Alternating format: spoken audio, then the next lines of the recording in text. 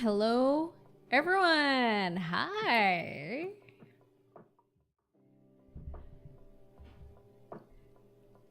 Hello, everyone, and welcome back to the Deep Blue. I am Noira, simpy sea fox of the Deep Blue, who sells escapism. How have you guys been doing? How are you guys today? Let me see who's actually around here. Hey, Expiratia actually, dropped a little bit of a comment on YouTube. And Revenant's mine on a 3-day streak. Congrats on being the first actually on stream. And you're right, you're actually here before the bot. That's crazy. And thank you for the hi Jade. We just started the stream. That's mad. Hold on. Who's a good girl? Let me pull y'all just a tad bit closer. How do I sound? I added like a few noise reducing stuff on my side. Is my volume okay? Is it good? Hold on. It sounds good. Good to hear. Let me check. Wait, I was reading chat. Irashai. Actually, Rage Blades and Pharaohvox, thank you for the follow and welcome to the Deep Blue. Welcome back, everyone. I see Ikazen, goddammit, Napa as well. Clarence, Alga. You're playing Baldur's Gate? It's cool. We're chilling today, so you don't have to worry too much. Medara as well. Who else is here prior to stream? CJ, Deadpool, Morte, Catboy is here too, and 21 units. A lot of people are actually here today. Bleeding Crowns as well. What is going on? Thank you, guys. Savvy Butterfly. Thanks. Thank you. Yes, I am. Goddamn. All of you guys are like asking me at the same time. Yes, I am going... I would have wanted to troll by saying like, oh guys, I'm leaving for good.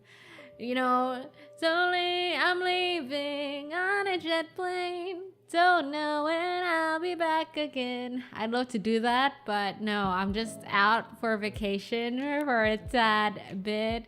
Oh, babe, I to go. Just a tad bit, okay. I'm leaving I'm actually leaving like within the next 2 days, but like tomorrow is for me to pack and stuff like that. Lucifer Sad, thank you for the subscribe of 8 months. Thank you. Is that Noira, the simpy sea fox that released a new cover of Sunflower and critically acclaimed cheer jerky version of I Really Want to Stay at Your House? Hell, you fucking yeah. If you guys haven't checked out the covers for both of them, please don't forget to do so. Actually, that reminded me. I need to pin my Discord link. Hold on. Because I'm leaving on a jet plane. Don't know when I'll be back again. Oh, babe, I to go. Isn't that like a really good song? That's such a good song. Let me like just join Discord for all vid notifs. So, hold on. What? Smith! What the fuck? Why can't I pin? Huh, it won't let me pin. Give me a second. Smith, thank you for the sub. Thank you. Thank you for the sub of 4 months. That's mad. That's mad. And irashai. Raokisu. Oh, Raokisu. Thank you. Thank you for the follow. Hold on. I hear my own voice. Fuck me. Give me a second. Wait. Oh, did you guys hear it echoed? I'm so sorry. It's because I opened it on my browser just now. I was trying to pin my... Wait, that's not what I wanted to pin. Hold on. Unpin. That's not what I wanted to pin. Give me a second. I wanted to pin the Discord link. There you go. Rakis, thank you for the follow. Rakis is a new addition to Zone Check 1. Sorry about that.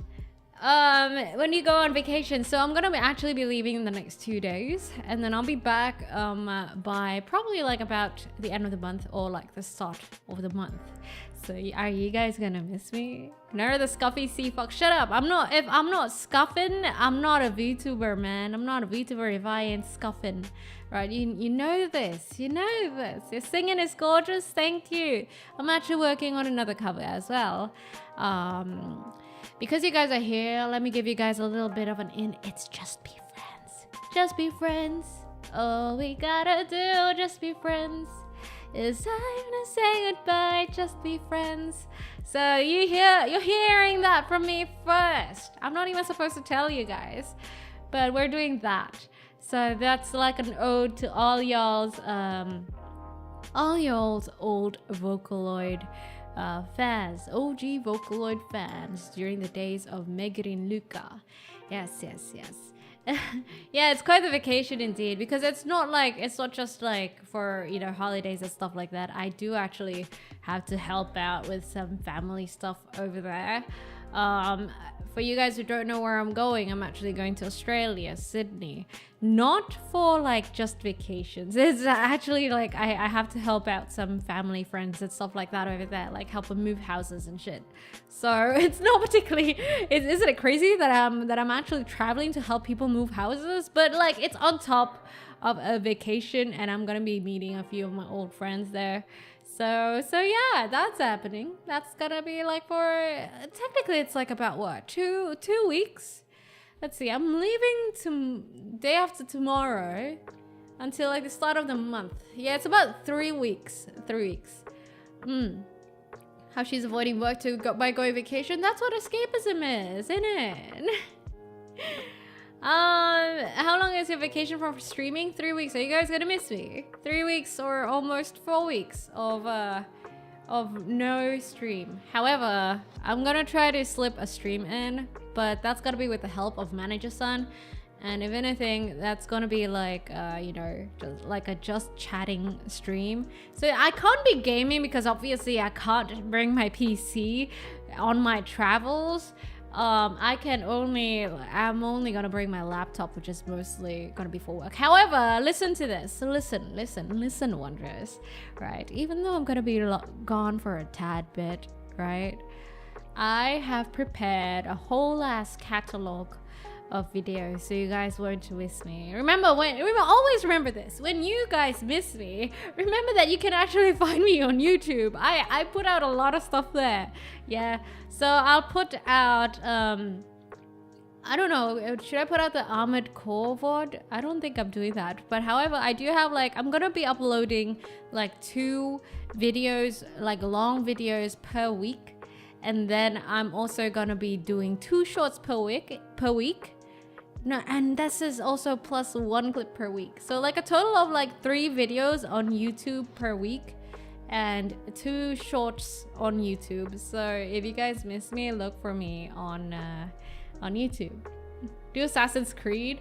Wait, AC. Are you talking about air conditioning or Assassin's Creed? Assassin's Creed, right? Yeah, whole AC VOD. Dude, there was a whole like Assassin's Creed VOD, but I never continued it. Oh, you mean Armored Core? Oh my god. Fuck me.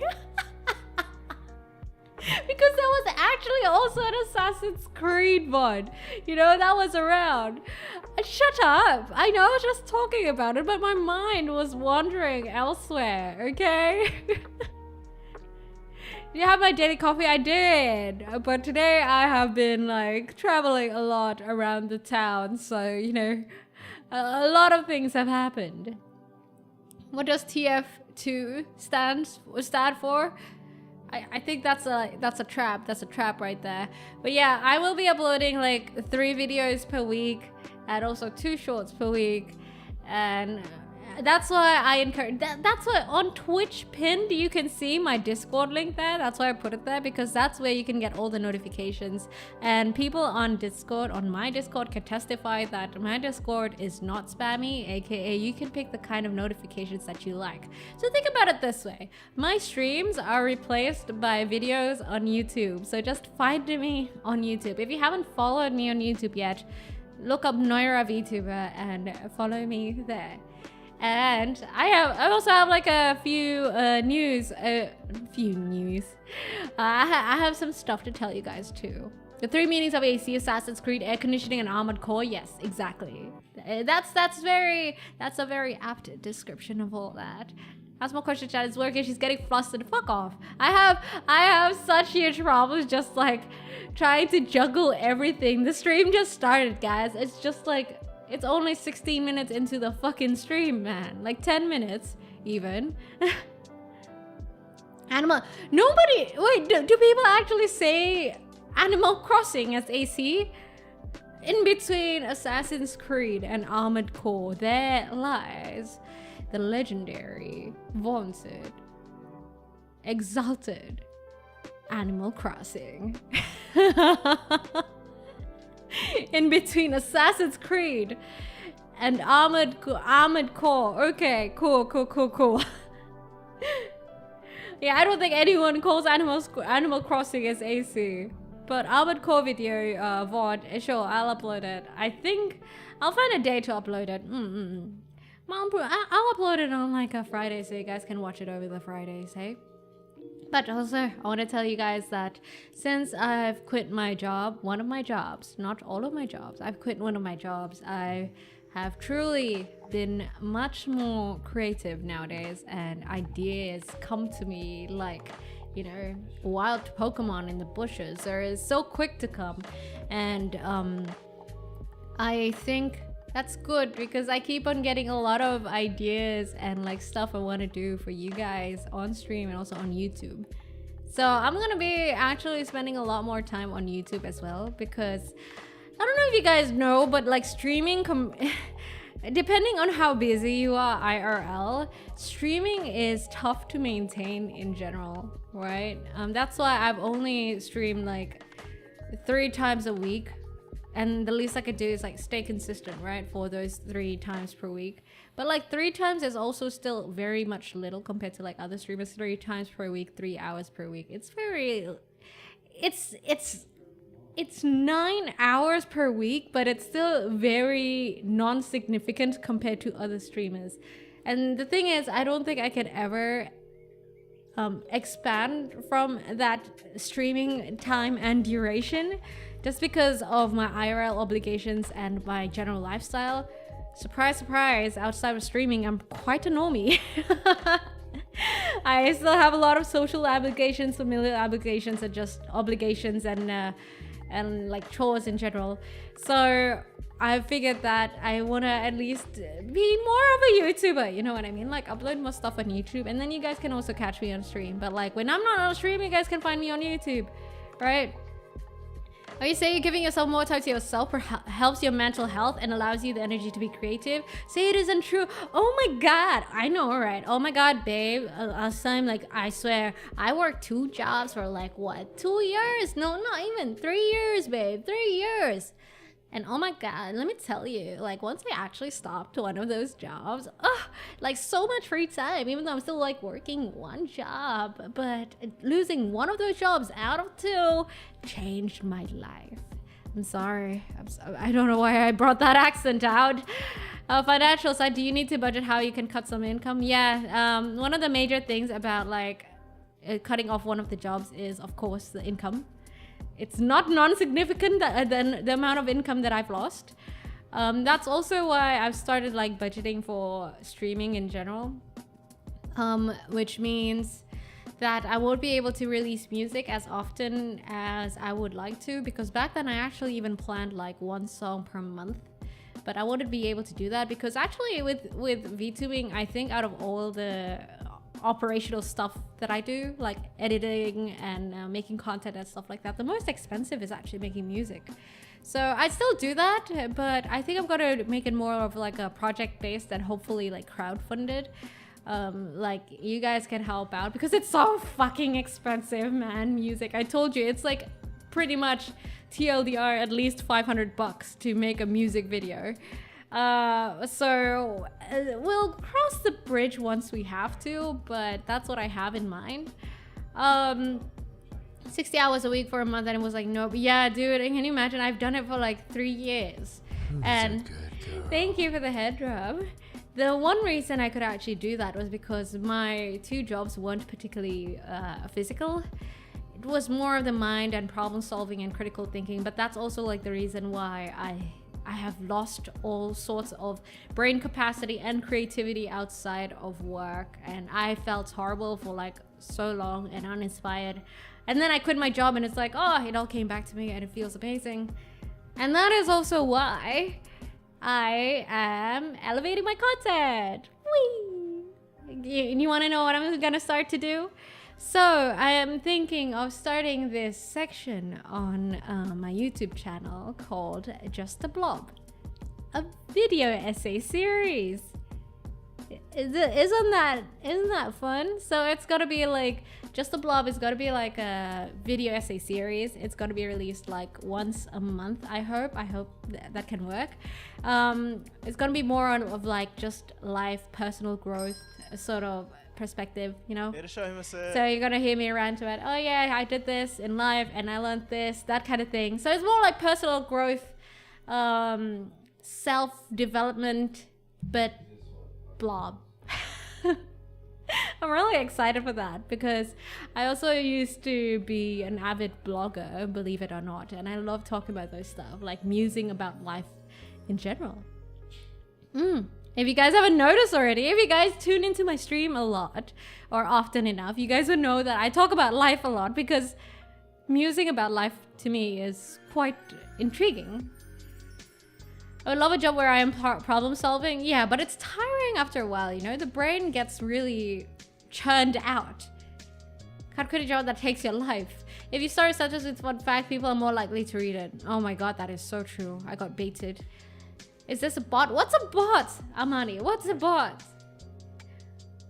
You are not streaming. Yeah, you can like tune into my video essay if you're like doing chores and stuff like that. Think about it of like, you know, a podcast, but it's a blob. That sort of thing. I love psychology. Dude, and then you love like the topic I'm gonna come up with. So it's currently in the edits right now, but it's basically on the topic. I can leak this, right? It's my own fucking content. Of course I can leak it. But it's probably gonna be done by the end of the month or like 3rd week of this month because it's currently only recently sent out for editing.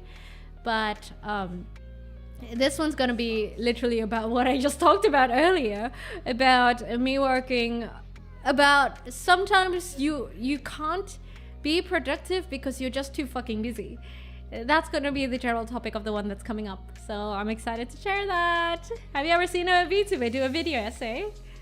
I would like to think that I have not, honestly, because I had trouble actually finding reference, but I'm excited. I'm excited. You doing a video essay? Yeah, Goldie, on YouTube. Yeah. So I'll release it like probably towards the end of the month. Do you want another cryptic message? What cryptic message? Elric Voss, you can find it on my YouTube. So you can find it on my YouTube channel, which is youtube.com/Noira. I mean, I don't know if it counts as video. Okay, the YouTube content I've seen is mostly like, you know, video essays or like news about VTuber drama or like a whole ass debriefing or unboxing of VTuber drama. That's mostly what I know. I think that's all I know, honestly. Yeah, no sagi. Yeah, exactly. You know what I mean, right? So mostly it's like VTuber history or drama or like that sort of shit. Have you ever seen a life personal development VTuber essay? Because yeah, like I said, I had a lot of trouble looking for references. And I think I took more references from some of my favorite, I don't know if you can call them vloggers. Do you guys know Life of Riza on YouTube? She's like one of my favorite channels right now. Because her cinematography is top notch, and also like her writing is kind of similar to what I want to have going for me. I want to bounce ideas, get input, or just in general chat psychology, shoot me a DM. And between jobs, so I got time, I'd love to connect that chat as psych and social. Honestly, I think most of the times I'll be chatting it via stream and bouncing ideas with you guys, because that's mostly where I got my ideas from, really. Except VTuber, I don't find that cool. It's cringe. I mean, I watch False Sides, for example. False Die. You know, when I feel like it, when I'm like, oh, I wonder what's happening in the VTuber world today, so I'll watch it sometimes. But you know, most of the times that I watch on YouTube, it's mostly vlogs and you know, those kind of stuff. False ID, is that how you say his name? False ID? I didn't even know that. I listened to an hour of VTuber drama while playing Hyrule Warriors the other day. It's okay. I mean, I think as humans, or a sea fox, it's very much normal, because like we're all social creatures, right? AKA we're bound to love this kind of stuff, like gossip, hearing about other people, drama. I think it's part of being a human, you know. It's kind of natural. Even we might ethically avoid it, but I do think it's part of our just how we have evolutionized, how we have evolved. Oh my god, what the fuck is evolutionized? She is using us time to rise up. You guys want to hear my topic ideas? When did Twitter had live streams? It's been around for a while. Like I think for 3-4 months. Do you want me to send a photo page? No, thank you. Don't send me drama. I don't really like. To be fair, I hear about drama most of the time. I just want to know what's up, but I don't want to hear more about it. I don't like he says, she says. You know, it's not my cup of tea. Here. Let me tell you guys the topics I have here. So the first one I told you guys was like, you're too busy to be productive, right? The second one is you can't force motivation. I have like 9 ideas right now. First time catching stream. Saw you on Twitter, love you, bye. Thank you, Razorblade. That's very kind of you. Thank you for catching me on Twitter and actually checking out my stream. That's very kind of you. Subracon. Basically, you don't want to go down the rabbit hole. Yeah, I think most of the time when it comes to VTuber drama, sometimes I ask people, it's like, hey, what's up with this? What's happening? Just to know what's up. But then I don't really go and sniff around further, because that's enough. That's enough. I really don't want to involve myself with that, because as fun as it is, or whatever it is, I'd rather worry about myself, you know? making content solo is tough already, bro. Have I ever told you how pretty your model is? Because it is. Thank you for Vox. VTuber is a whole different beast. Hi, Raydell. You really want to know the details enough to know what is going on, but not enough to get lost or absorbed into it. You're just curious. Exactly. Thank you for putting my mood into words. Here, my ideas are: you can't force motivation, no bullshit, living authentically in a fake world. I love that, by the way. I love that. And then number 4 is the Batman effect, which, for you guys who don't know, it's the finding that if you attribute yourself to a separate identity or a separate entity, you embody a different personality, from less anxiety up to better confidence. AKA, let's say, it kind of applies to drag queens. Does that make sense? When you're a guy, you could be like timid and everything, right? But like at night, you don the drag queen sort of persona and the wear and outfit, and then suddenly you're a fucking sassy, confident bitch who can take over the world. That's the Batman effect. The name is Batman effect in psychology. I'm really good at putting thoughts into words. I am too. I like to think I am too. Technology video essays. What are your thoughts? What sort of technology video essays? I caught with the Niji thing. Oh yeah, dude. Niji Sanji thing is like a whole ass slurry of crazy ass drama that I can't even be bothered reading anymore. Have you tried architecture video essays? No, but I have gone down the architecture rabbit hole.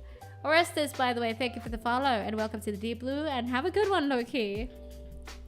With architecture, wait, I've been trying to go down my list. There's only 9 items and I haven't been able to. Hold on, guys.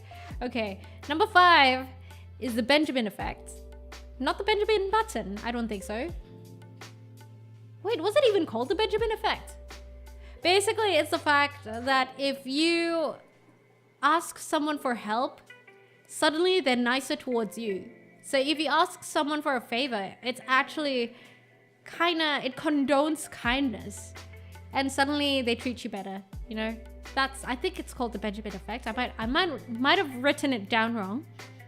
And then there's living life less seriously because that's my life motto and that's what I do.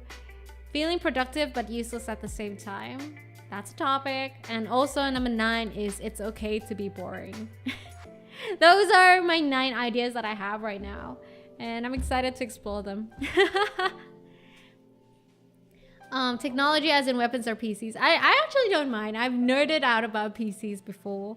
And like general technology, I used to follow it a lot. I'm not looking into the Batman effect because I literally feel exactly what you are talking about. When I need to be confident, I channel another persona. Yeah! Oh, it's not Batman, it's Batman. Like literally Bruce Wayne. It's called the Batman effect. You can Google it. Hixibu, thank you for the follow and welcome to the Deep Blue.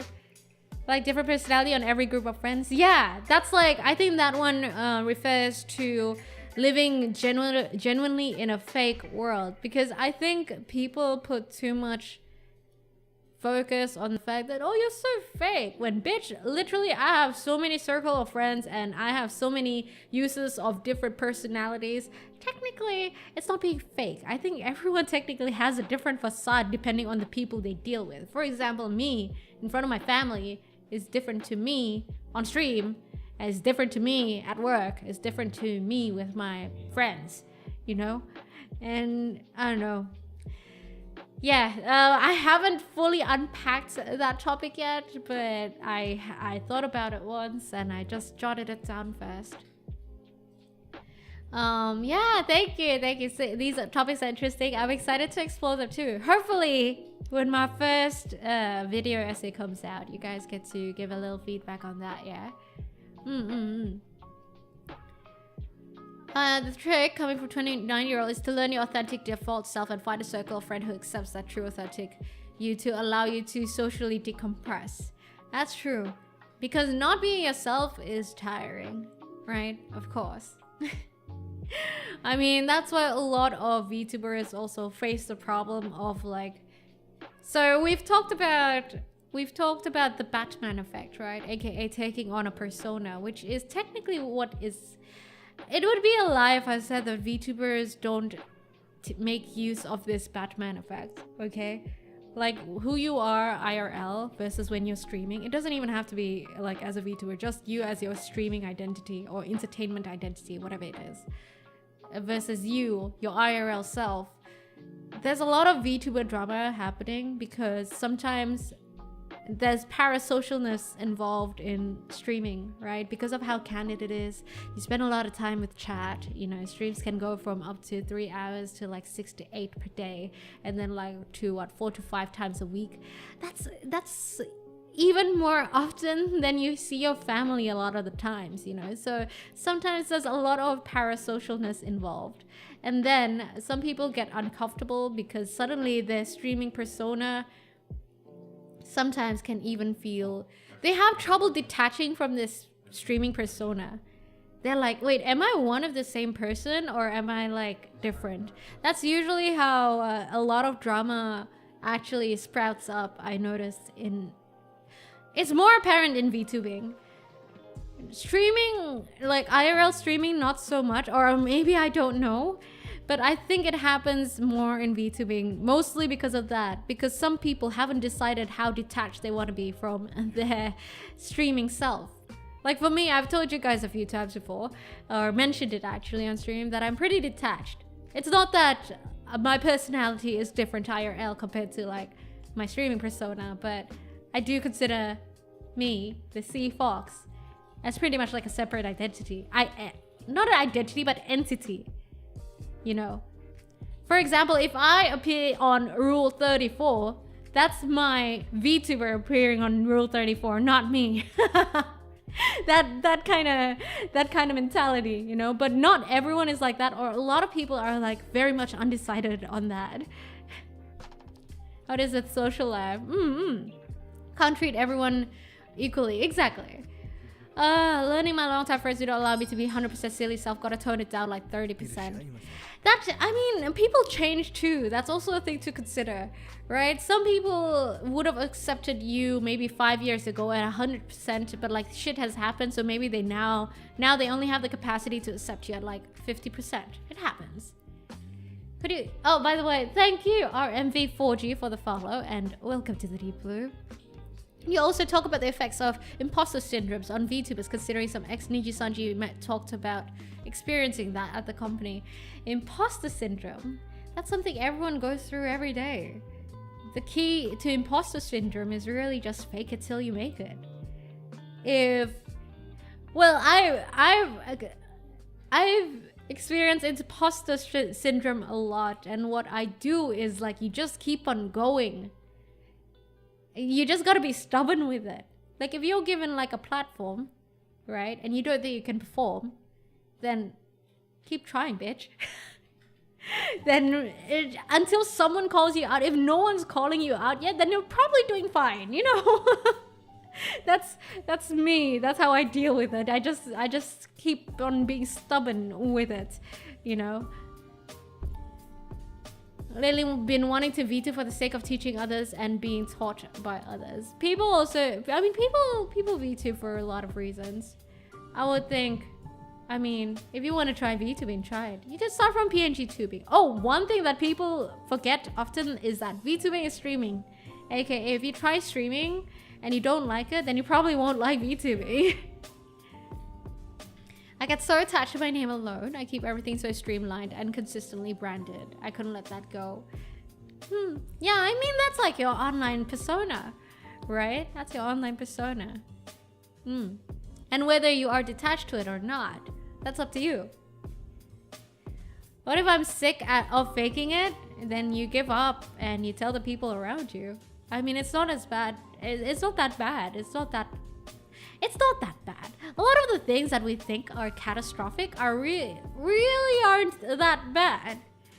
Yeah? Because that's my mentality when I go into things. It's like when I want to try something new, and like the thing is, to have a new idea that you want to try, when you start thinking about how you can start, you're suddenly like flurried by all these thoughts and anxiety. It's like, oh, but what if this happens? What if that happens?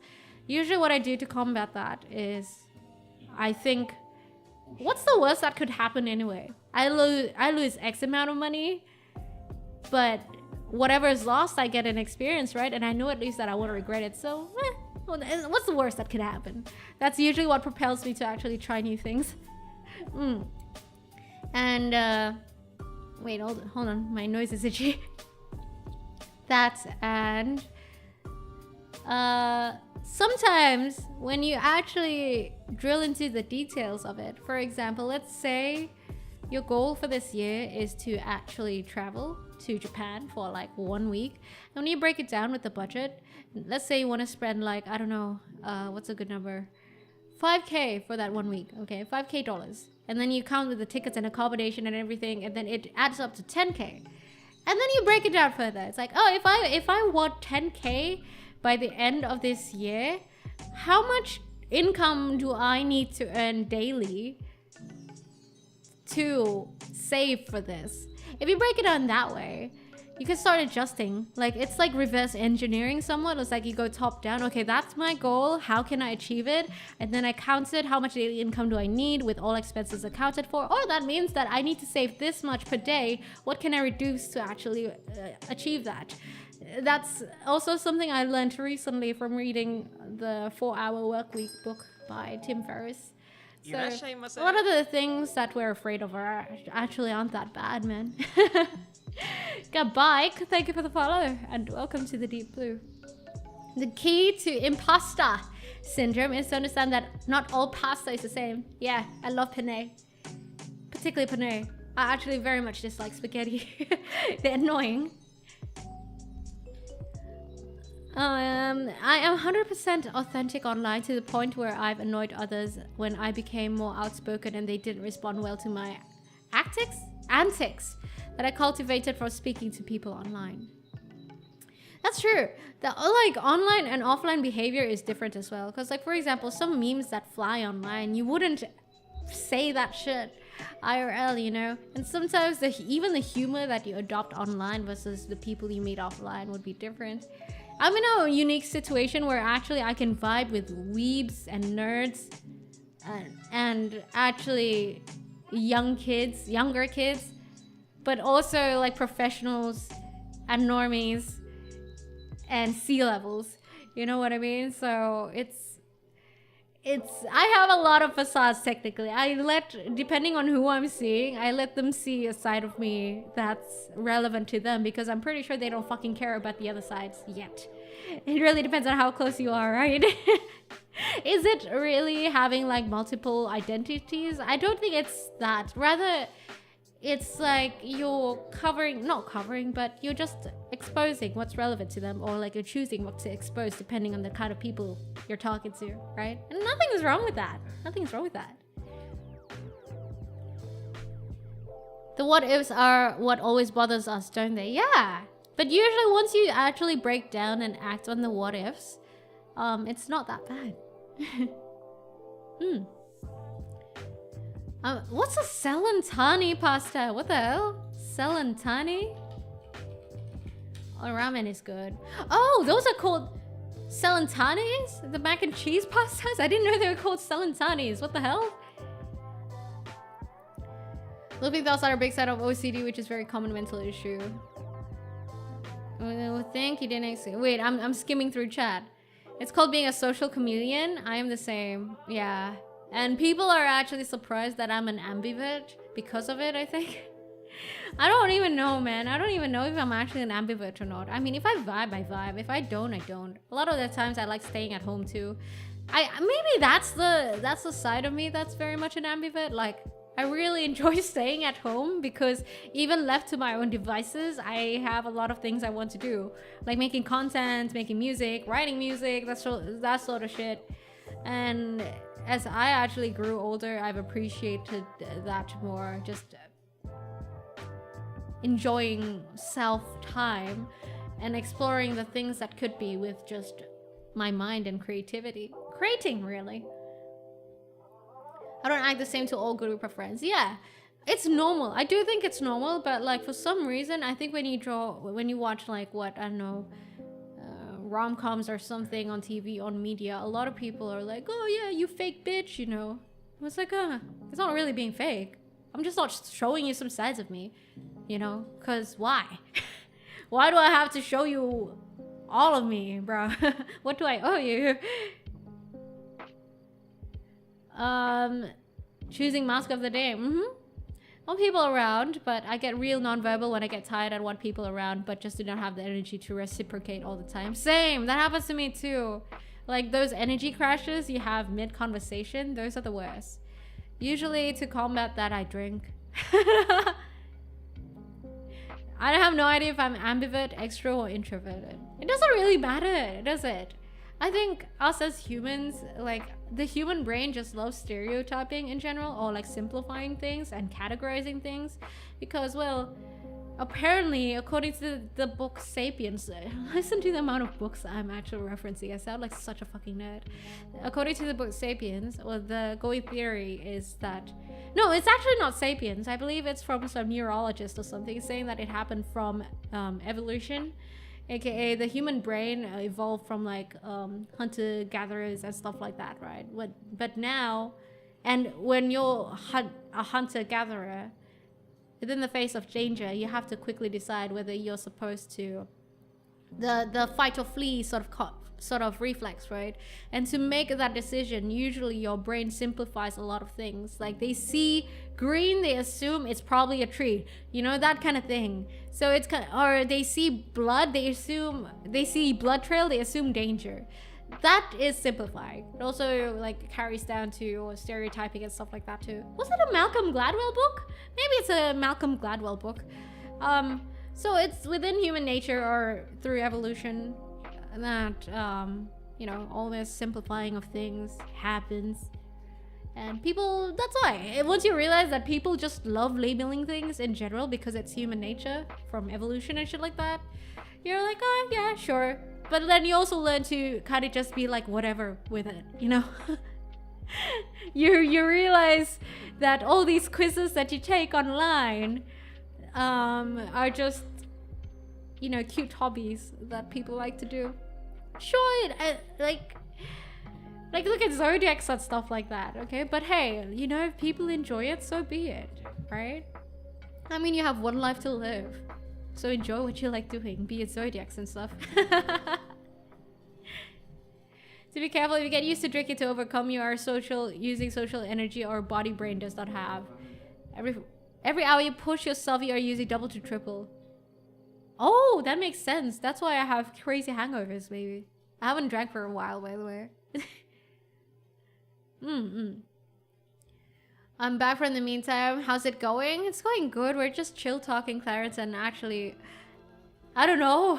I'm sorry if the shit I'm saying is like very nerdy, but it's actually because I've been writing for that video essay that I guess I've gotten into these thoughts lately and revisiting them even. I tried labeling my gender for years and ended up being like, whatever, all pronouns, clothes, etc. work. I don't give a fuck anymore. Exactly. But like some people gain a lot from, you know, identifying with a certain name, label, or certain anything really. And if they do, I mean, who are we to take it away from them, right?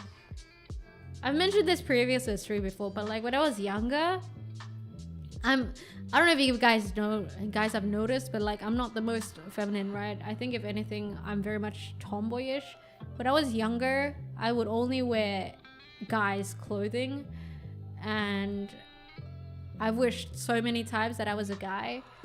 But then eventually I learned to kind of embrace not being a guy. I like being who I am right now, you know? I like being able to be feminine when I want to. I like having that mix, that balance, and being like guyish if I want to. I don't know. Like, for me, the labels don't really make me feel anything. So thankfully, yeah, I'm okay as is. Growing up as whatever it is, I never really thought about it. I would just really learn to like embrace it. Labels are dumb. Nah, I mean, like I said, if some people attain a lot of utility, to put it objectively, yeah, utility or happiness from labels, so be it, right? It's like religion. It's not for everyone, but some people need it more than others, right? Some people need religion to have confidence in themselves, for example, to believe in a higher power, to have confidence in their daily lives. If they need that, go ahead, right? Naughty stuff is amazing. I never feel bad for being excited. Thank you. I think you got that cool, confident attitude about you. Someone actually mentioned back then that I think I was doing a meme ooh voice or something for some redeem, and they're like, no, bring back your confident voice. And I'm like, what is a confident voice even? Because I was like I thought that was like the first time I've ever heard anyone compliment my voice like that. You know, huh? What do you mean confident voice? Sarcasm, very OCD. Individual labels are a big party of how I process the world. Ah, I see. I see.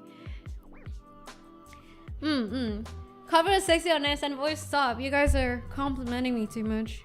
Stop before I become a villain. I was gonna say as well. Oh, so I'm currently reading this book called Feel Good Productivity. Do you guys know Ali Abdal from YouTube?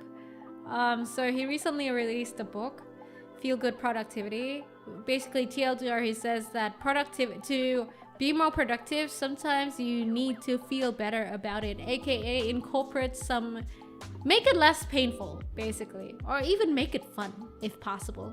And one of the things that is explored in the book is like, apparently everyone has a different style of play that they like. And there's a quiz out there if you guys want to Google it.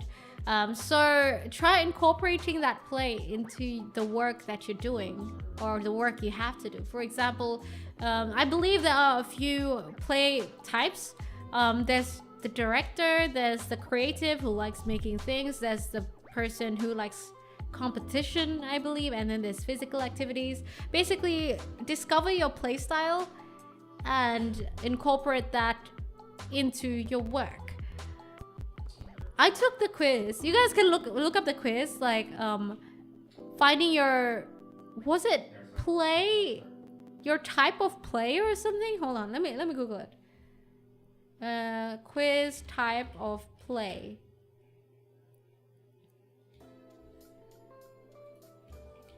Hold on, let me look up the... Shit, what was it called? Discover your... I was gonna make it into... play personalities. From National Institute for Play. Yes, play personalities. Check that out, try it. My one was apparently director, right? And what the director does is like, basically, I like making things happen a certain way and putting things together. And I thought about it, and I'm like, that doesn't sound right. But then I thought about it, and I thought about it further, and I realized that when I was younger, I did actually like taking my video cam back then, my parents' video cam, and actually having just the people around me like play it to a certain script to make some stupid shit. Like I wanted to reenact the Cinderella and stuff like that. I made adults do cringy things for me because I was small and cute and young and I was playing director. So yes, I made them do a reenaction of Cinderella, who knows why. So, and then I realized that maybe this play personality thing isn't as bullshit as I thought. So try it, guys, give it a try. National Institute for Play is the official organization that does research on play for productivity, I believe. And I got director. You guys check out what you guys got, and you guys tell me what you think about it. Do you guys think it rings true, or does it sound bullshit? Because it's interesting. Once I know that my type of play is director, that means that explains why I love managing projects in general, or like making things a reality, but I don't like doing the dirty work sort of thing. Also explains why I like content creation, you know? Yeah, try it out, guys. Sorry for that little rant. Villain arc Noira. Yeah, you guys would want that, wouldn't you? Villain arc moi. Blushing villain Noira accidentally taking over a syndicate because she's embarrassed. Let's go. Why did you add blushing in there, huh? Trying out syllables and alternating pitch and cadence are signs of nervousness. If you have natural twang in your voice, that can alter people's perception. Oh, you mean like a southern twang? Drawing out syllables and alternating pitch and cadence. Oh! I have very short vocals and I don't draw out the vocals and stuff. I'm trying to think about that right now. Are you sure it's not because of my accent? My stupid ass accent? Will Noira get either black flame or red flame hair and ears and tails? Oh, black flame sounds sexy, doesn't it? You know how I'm a sea fox? Maybe Villain Noira can be an abyss of fox. Oh my god! Like the flames of hell, like Hades, you know, like have that Hades hair from Hercules. That'd be fucking amazing, wouldn't it? Damn. The flames of death and hell. Huh! That would be an amazing design. But believe it or not, guys, I also used to be timid, and sometimes that timidness does come back. But I wouldn't say it's more often than not, but sometimes I catch myself, you know, like actually just be like, wait, why am I reverting back to the timid self I used to be, right? This happens usually with things I'm unfamiliar with. Yeah, it happens with things I'm unfamiliar with. Like if I'm new to something, for example, archery, then because I'm so unfamiliar with it, I get very anxious about it. And then that timidness sometimes comes back. And I have to catch myself, like, you know, consciously catch myself and be like, come on, man, don't be a little timid bitch like you used to be, Noira. It happens sometimes because I did actually start off being very socially anxious and timid. Can you believe it? Hi there, Valentin on YouTube. What's up? And thank you. Do keep watching my videos if you love my videos. Haha, that's not a threat. I'm kidding, but thank you though. Actually, for every single one of you who have been watching or have checked out my videos on YouTube or have decided to subscribe on YouTube, thank you. I really do appreciate it. It means a lot. Because not gonna lie, I think for me, putting out content on YouTube is very much more effort actually compared to streaming. With streaming, although it's like 3 hours of the stream session, it's very much like you can just wing it, you know what I mean? With content you put on YouTube, it's a bit more deliberate, so it takes a bit more effort compared to like streaming, and takes a lot more time and planning in general. So I really do appreciate it if you guys decide to watch my videos on YouTube. Hi Sayak. I'm good. Just chilling and talking with you guys, you know, relieving all that potential missing that we might have before I have to go away for a tad while. To Noira isn't real, she can't hurt you. Yeah, don't worry. Onesa, Noira is here. Ew! Ew! I'm like cringing, my bro. Fuck. Ice Queen instead of Simpy Sea Fox. Ooh, Ice Fox. Isn't that straight out of like Pal World or like Mega Evolution? Not Mega Evolution. Alolan Ninetales? Is that what I'm gonna look like? Why not do ice as theme? Sticks with water and literal Ice Queen persona for the villain arc would fit that. How would I be an Ice Queen though? Would I be like Arthas from Warcraft? The Lich. Oh my god, can I be a Lich?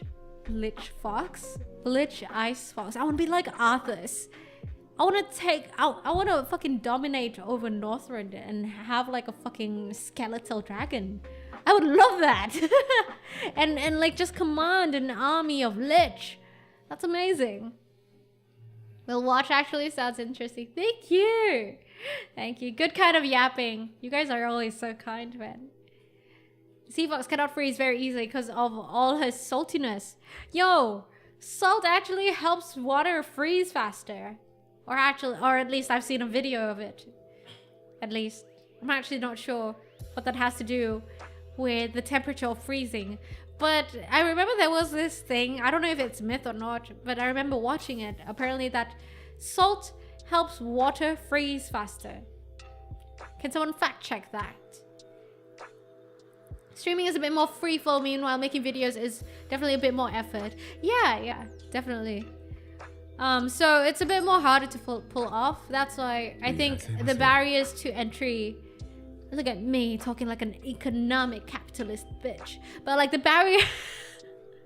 the barriers to entry for streaming is much less compared to making YouTube videos. Because streaming usually you can just wing it and see how it goes. Videos, you need to plan it out to make it work, and a bit more directing effort, you know. I don't know if I'm gonna say your name right, but Russ Svetlana, thank you for the follow and welcome to the Deep Blue. I feel like I'm mispronouncing it, like how I'm mispronouncing the Blahaj. Blahai? Is it Blahai? Blahaj.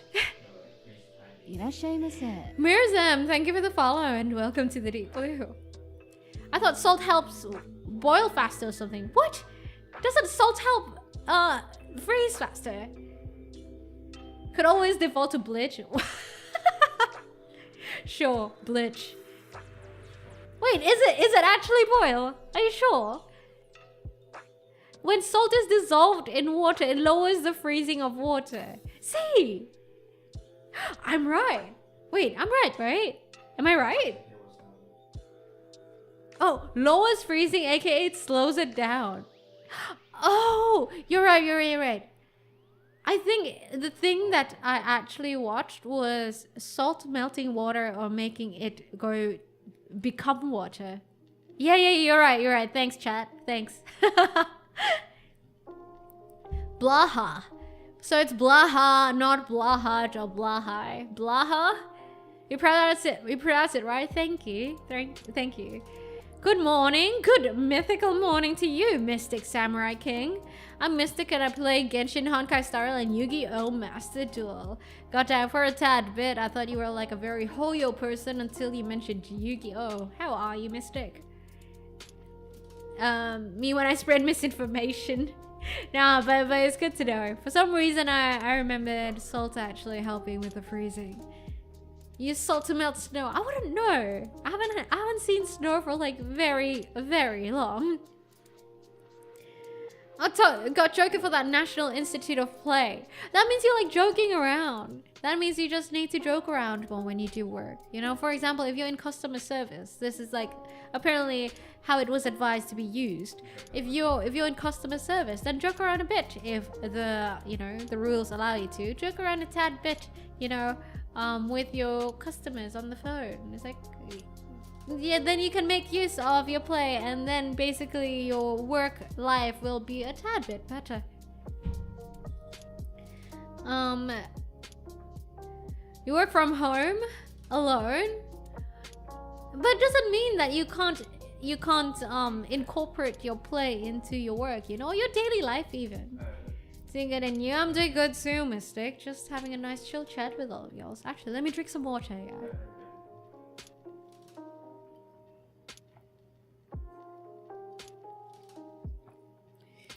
Bro, do you know there's a joke in Zico, Zone Check 1, which is, well, yeah, talent management, yada yada. Me, co-founder, I'm part of Zico sort of thing. But apparently in Zone Check 1, there has been... Oh yeah, Morte knows. Morte's part of Zico. It's very hectic right now because I've been preparing to kind of be away for a tad while. And like I said, I promised you guys like 3 videos on YouTube per week and 2 shorts per week, right? And everyone's been hectic and scrambling around to make that work. Working with so many editors. Right now, I have so many editors working with me to actually catch that deadline and that production date. And production delivery, I mean.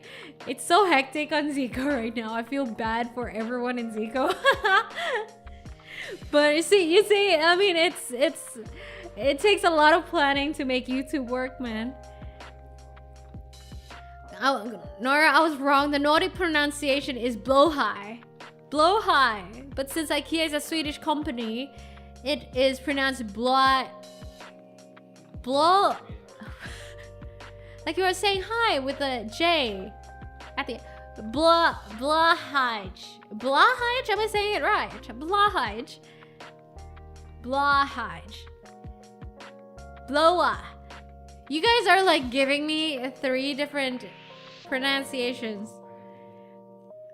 I'm just gonna YouTube it real quick. Hold on. How to pronounce Blahaj.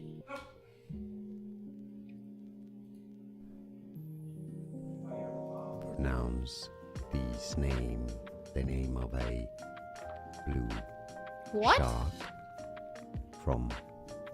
Yeah, well, there's a video on how to pronounce that name. Okay, I know it's a video of how to pronounce it. Is how it is. What? Blowhard. Is how it is Blowhard. said. Blowhard. Wait, Blowhard. Blowhard. Blowhard. Okay, blowhard. I'm saying it right now, apparently, according to YouTube, right? Blowhard. Alright. I need to buy that shark, by the way. Blowhard. You guys heard the YouTube video that I put on just now, right? I want to get one of those sharks, man, I swear.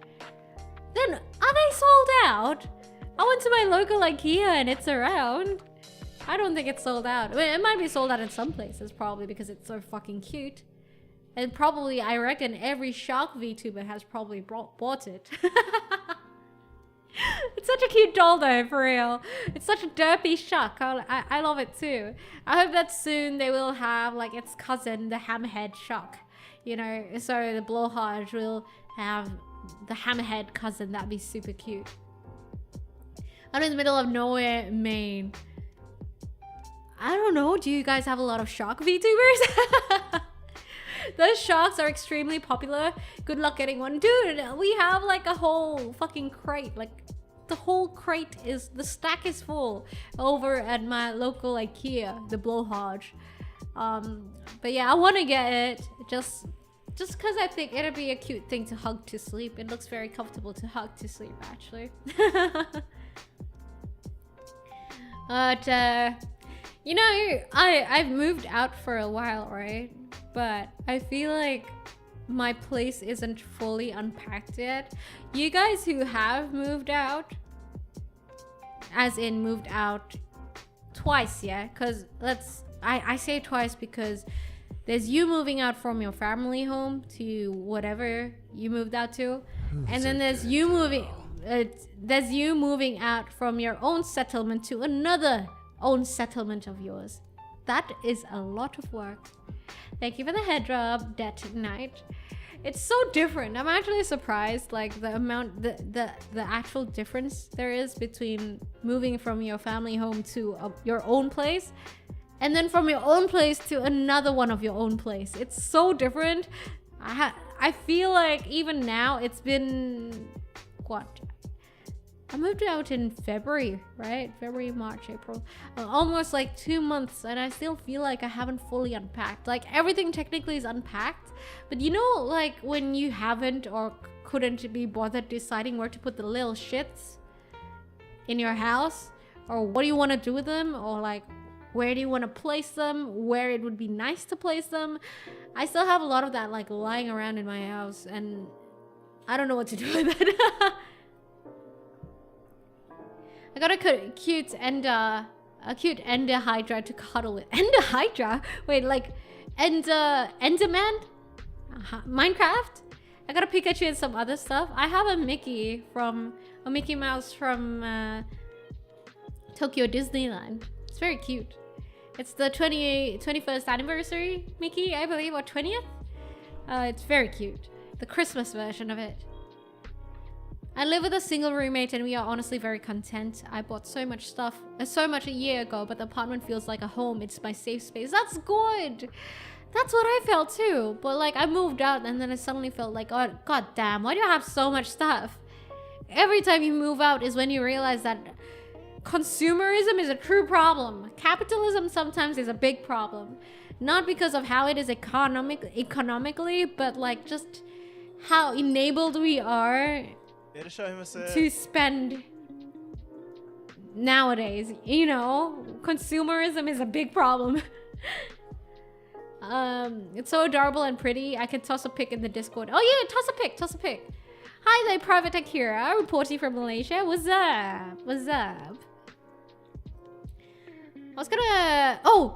So today I went to my family home, right?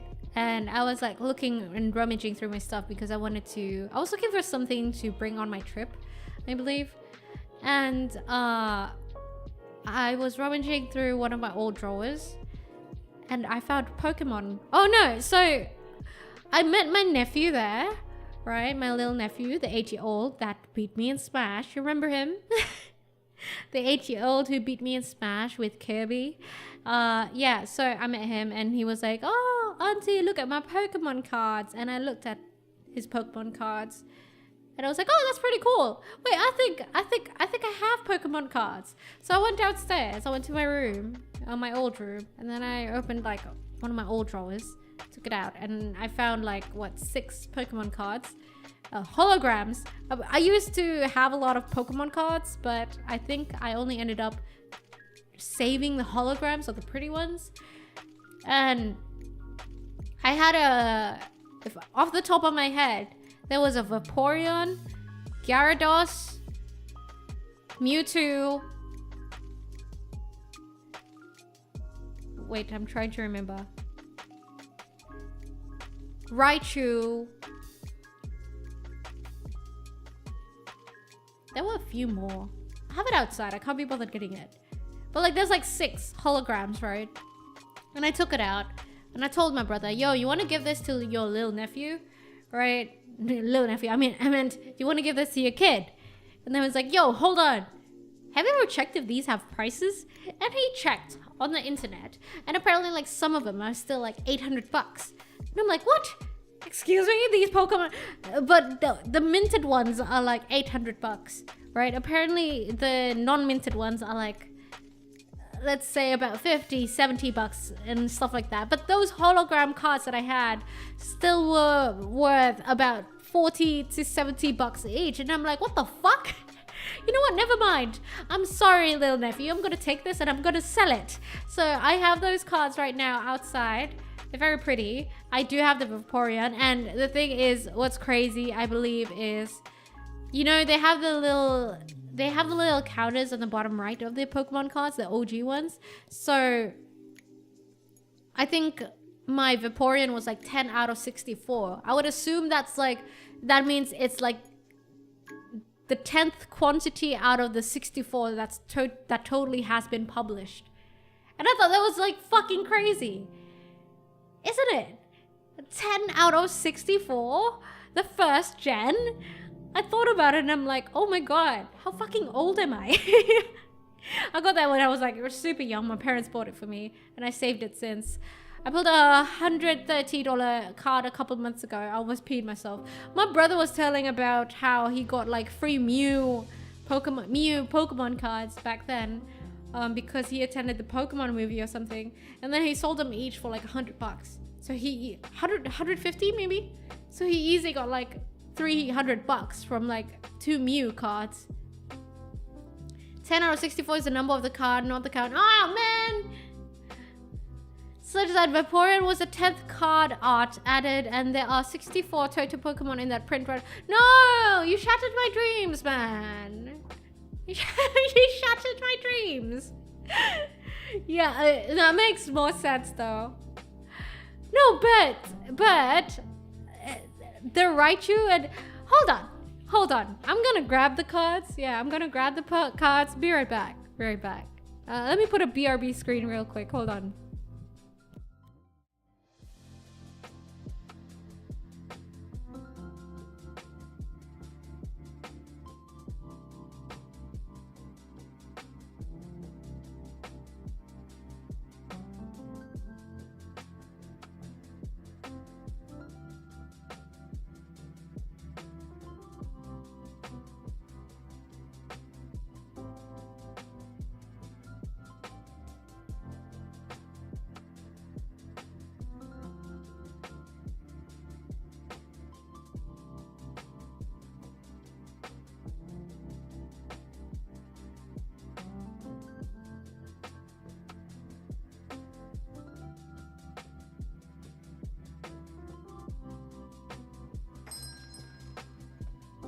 Irashaimase.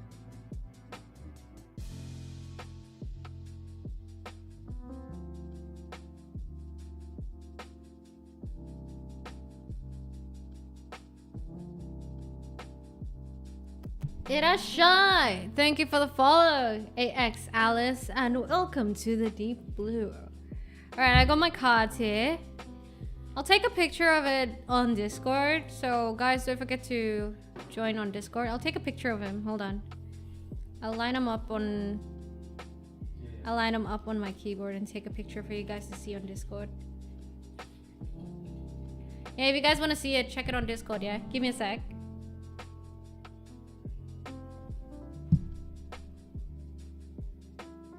Ah, how do I take a picture of this? There's so much shadow. Hold on.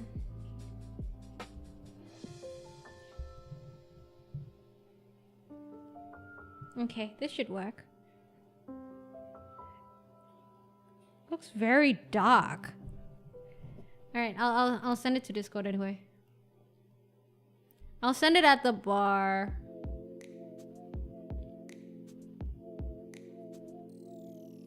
There. So I have those 6 cards, yeah? Check it on Discord if you guys haven't. It's on pinned on Twitch. So right now I'm looking at the Scyther, the bottom right. It says 10 out of 64. And the Vaporeon is 12 out of 64. Oh, you're right! The Gyarados is 6 out of 64. Why is the Gyarados 6 out of 102? Why is the Gyarados 6 out of 102? Mewtwo is 10 out of 102. Oh, different set! Ah, I see. That makes sense. Yeah, the Ninetales is 12 out of 102, and the Raichu is 14 out of 102. So I think I'm gonna try to sell these. I don't know if they're still like valuable though, because they're not like in the best condition. They're not the first editions, but they are base sets, it seems like. Yeah, I think it's base set. I don't know if they're first... I remember buying Pokemon cards when they first came out though, because I was a huge Pokemon fan. But the thing is, I barely remember whether or like how much of the real cards my parents bought me, because I was talking to my brother and I was like opening his kiddo's Pokemon cards. The kiddo, by the way, the nephew, was playing Minecraft, so he was not paying attention, but I was looking through his Pokemon cards.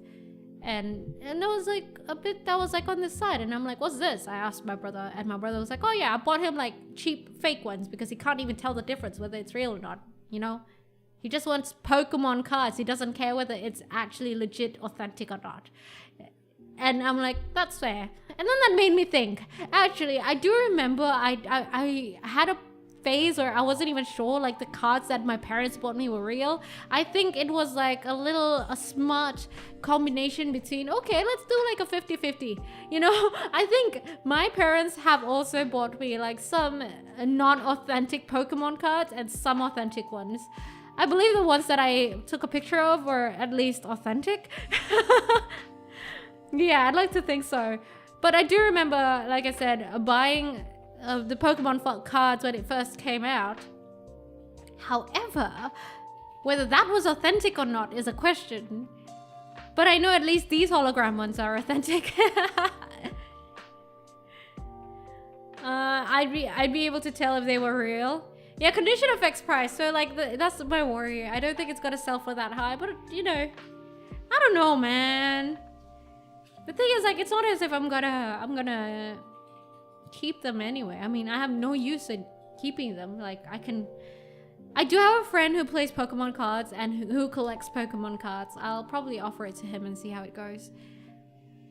If he does not care if they are real or not, go online and buy proxies. 50 sets per card, buy in bulk, fun to play with. Yeah, exactly, right?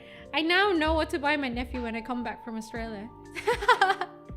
Pokemon cards, just like random ones. 64 set is the first set. That is original foil Vaporeon, like 130 and 150. Do you guys know how much these would be, like at subpar condition? Like it's just been sitting in my drawer. It's slightly folded. I think if I put like a few books on top of it, it'd probably flatten. And you know, it's not in the best condition. Do these actually even sell? Even though condition affects price, curling can be undone if you are patient. Yeah! The big things that drop in values are edges, centering, and nicks on the card. Oh yeah, there's a lot of nicks. There's a lot of nicks. There's a lot of scratches in the hologram I can see. And I think the Scyther's corner is a tad bit folded. But other than that, it's still okay. TCG Play, use that. Look up heavily played values. I shall. Thank you. Thanks. You guys are sweet. I shall check that out. But yeah, that's my random discovery of the day. Finding out that my Pokemon cards had value. Because I remember I looked it up once. I think I looked up like some Charizard or something. No, I looked up one of these cards. I don't remember which one. I looked it up online and apparently only sold for like $5. That's why I never bothered with it. But then today my brother looked it up and it was like at least $50, which is decent. They'll get you a rough estimate of retail value. Then you could post on eBay for like 50-20% less than that, and they should sell for people looking for a quick snag. That's fair. That's fair. It'll be a decent amount of money. Let's say that this is like 6, right? Yeah, a total of 6 cards. If it fetches like $50 each, that's decent. That's like what? I can't maths, by the way. 250, $300. Is that 300? Yeah, 300. 5 times 5 is 25. Plus 50 again is 300 then.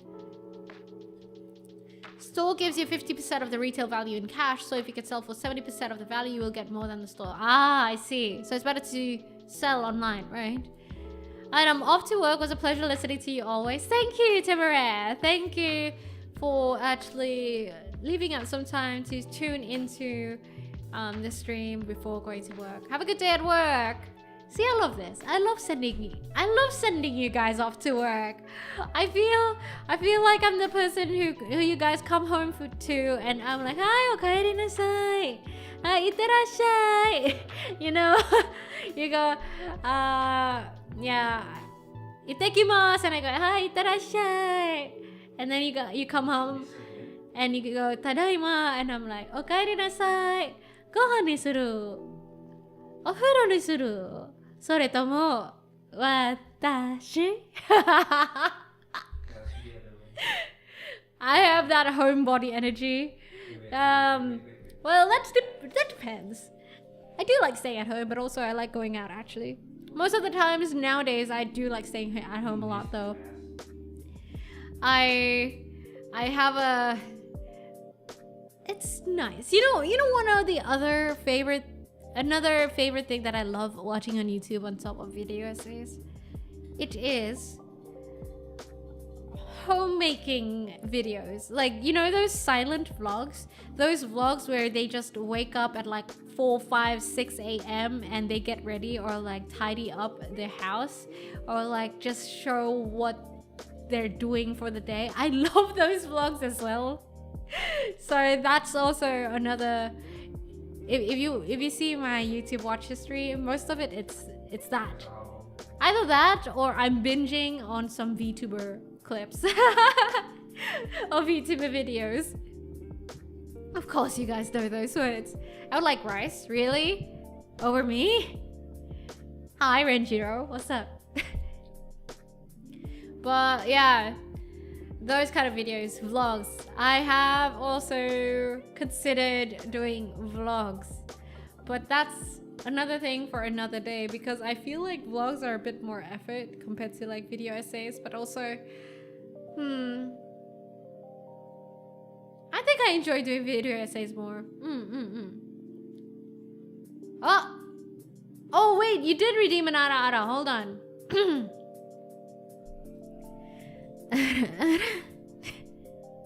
God damn it. Like this sparks joy lady. Yeah, Mari Kondo. Yes, I love that. No, but my favorite, if you guys want to check out who I watch, if you guys look for Now, Nao, on YouTube. She is my favorite vlogger for like, you know, house making videos. I love her vlogs. It's very slow living sort of vibes and I love it. And sometimes it gives me inspiration on like how I should tidy up, organize my home, or like on a daily basis take care of my home. Because it's home, right? You want to take it care of. Take it for the head rub. I remember last time I asked you about 7TV. I recently figured out how to integrate 7TV emotes in your stream.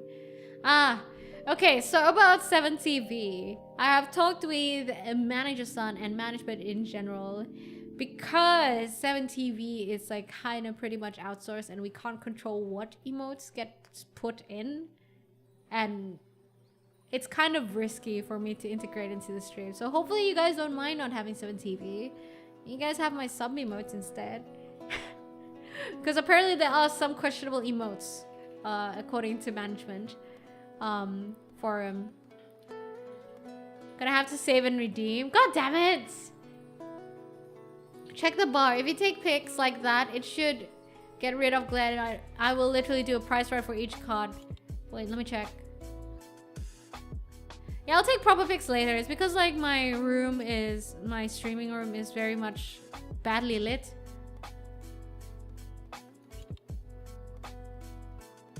Yeah.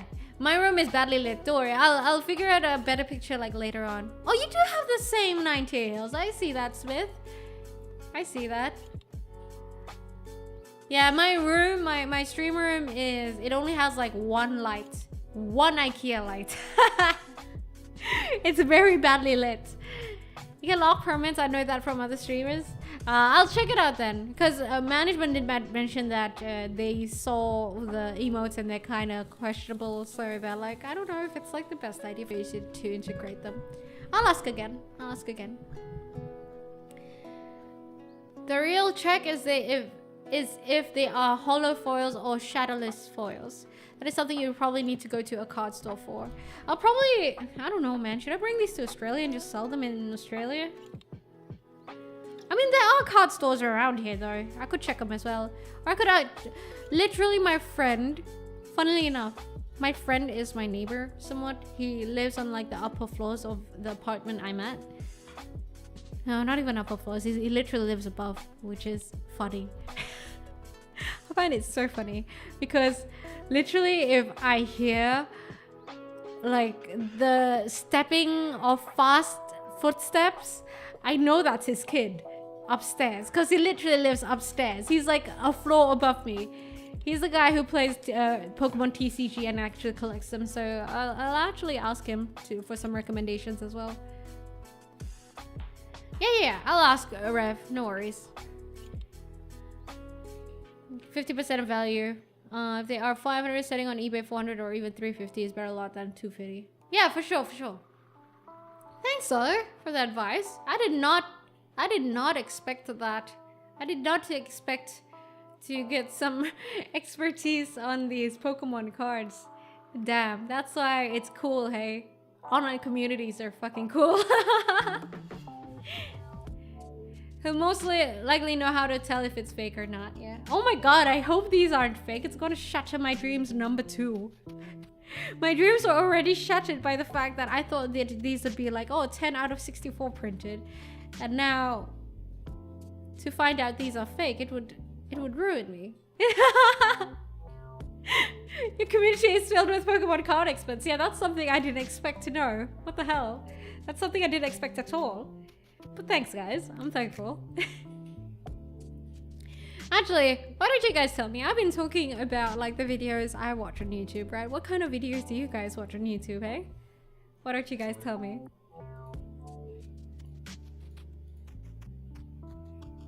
Incredible, but I can't tell with a good pick. Yeah, I know, right?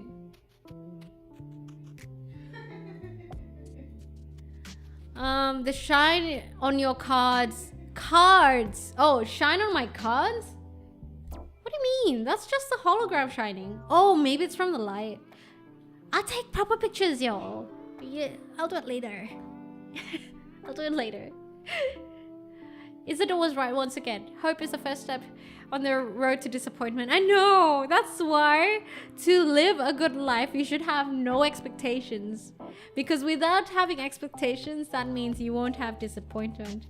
That's like also marketing 101. If there's one thing I learned from my days of marketing lectures during university is like manage customer expectations. Why? Because, well, usually expectations are the root of disappointment. And disappointment is a bitch to take care of. Yeah, I remember that. I forget a lot of things from my university lectures, but that I remember. The type of videos are either for honor related stuff or similar to what Wendigoon does, or even just some content that pops up on my homepage. Oh, and of course, my favorite videos are Soviet Wumble, by the way. I watched so much. I've binged every single video of Soviet Wumble, I believe. It's crazy. For Honor, I heard this Soviet Wumble played. It's because you mentioned For Honor that I suddenly was reminded by Soviet Wumble. He played this game. What was it? It's like Chivalry, but it's not. I don't know why For Honor reminded me of this. It's like basically you're the English army versus the French or something. But then everyone it's like 50 versus 50 or something. It's like a whole ass server. I can't remember. Do you guys know? Holdfast? Is it Holdfast? It's so fucking funny, man. Yeah, Holdfast. Yeah, I love that video of it. I love all Soviet Wumble videos. Oh my god. So because of Holdfast, I really wanted to. I ended up buying Chivalry. I mean, it's not the same, but it's similar. Have you guys seen Chivalry or played Chivalry? Difficult to balance. You want to have excitement, but you don't want to be a letdown. Exactly. Hold on. I think I missed a chat. Did I miss a chat? Hold on. Let me drag my chat down a tad. What? I also watch live streams, clips, and VODs of VTubers. Actually, do you guys watch VODs a lot? Because most of the people that I know, they don't really watch VODs. Most people watch clips, no, on YouTube. Tie cut collection definitely over 5k. Holy shit, 5k. There's a Drummer Boy too. Drummer Boy what? Mordau? What's Mordau? Wumble's videos are great. Too bad he doesn't upload to... The thing is, Soviet Wumble has never uploaded much on YouTube. He uploads like at most once a month, I believe. And it's already good enough that he streams, so sometimes we can tune in. But honestly, what makes Soviet Wumble's videos great is his editing, personally. It just hits different. I mean, he's a great person and he's fucking hilarious on stream anyway. But in video, after his edits, it's just crazy funny. I have Chivalry 2, but I haven't streamed it at all, y'all. Chivalry 2 is so funny. It feels like, you know how Helldivers is funny? Chivalry 2 is also like funny in the same way. Because everyone streams when I sleep. You're a huge VOD watcher. That's fair. For example, I never watch VODs. Because I'm the type, if I watch like something, I can't have streams in the background because I get very much distracted. At most I could have is music. Even with music, it has to be certain music. If not, my brain will just not work. You know? So I actually can't have streams in the background, unfortunately. Unless I'm doing like house shows and stuff, then I can. But like if I'm working, I can't do that. So mostly I binge clips and videos. And video essays. Cine starts hers at 2 a.m. Oh, 2 a.m. at yours. Usually the US streamers stream during my work hours. So it's like... Have I told you guys that one time I was on Filian's stream, I had to wake up at like 6 fucking a.m. My god. So to be on her little dating show, I had to wake up at 5:30 or 6 a.m. The show was at 6 a.m. for me. Her stream started since like 5 a.m. I think or something. And then I was on it at like 6:30 or 7 a.m. I believe. That was where you found me? Wait, are you serious? You found me from Filian's? No, because I believe that show never got published on her videos. So I didn't think anyone would find me from Filian. I dabble in VODs. VOD is kind of similar to Chivalry. I'm going to check that out then. If I see a clip that makes me laugh, I usually check out the VODs. That's fair. That's fair. But there's also like this stark difference between watching a stream and watching videos, right? Some people I have observed are very funny in videos because of the edits and timing and everything like that, but not as funny when you watch their streams, you know? I have not yet found the opposite, where it's like, oh, their streams are very fun, but in video it's kind of meh. I have not yet found it the other way around, but yeah, usually sometimes they can be very funny on YouTube videos, but on stream not so much, because I do think it's almost a different set of skills, you know. Renee was live. Oh, you watched live, that's why. How late is it for you right now? Nah, I'm not a US streamer, man. Wait, isn't it? It's like 10 or 9 a.m. for you guys, right? It's like 10:43 p.m. right now for me. I keep saying I feel like I have all the horrible algorithm luck on my side because I stream. It's like 10:43 p.m. and for you guys in the States it's like early morning. My audience is in the States, but like every shorts algorithm region locks me to where I am locally, which is in Southeast Asia, where my local language is not English, right? But I get region locked algorithm wise. Only recently am I starting to escape that algorithm on my YouTube videos. Oh my god, it's very tiring. And even with streams, so many people can't catch me because I stream in the mornings. For people in the US, and most of the VTubers that I know are actually in the US. I can't collab with them because they're in the US. Pings are fucked up too. So I feel like I'm dealt with so many disadvantages, but somehow I think I would like to believe, thank you very much, that I'm slowly crawling out of all the handicaps that are given to me. Hopefully. I would like to think so. I watched a highlight video and I think, what did I miss? FOMO from watching highlights, that's fair. I believe if you're in the East Coast, it is like 7:44 a.m. Am I right?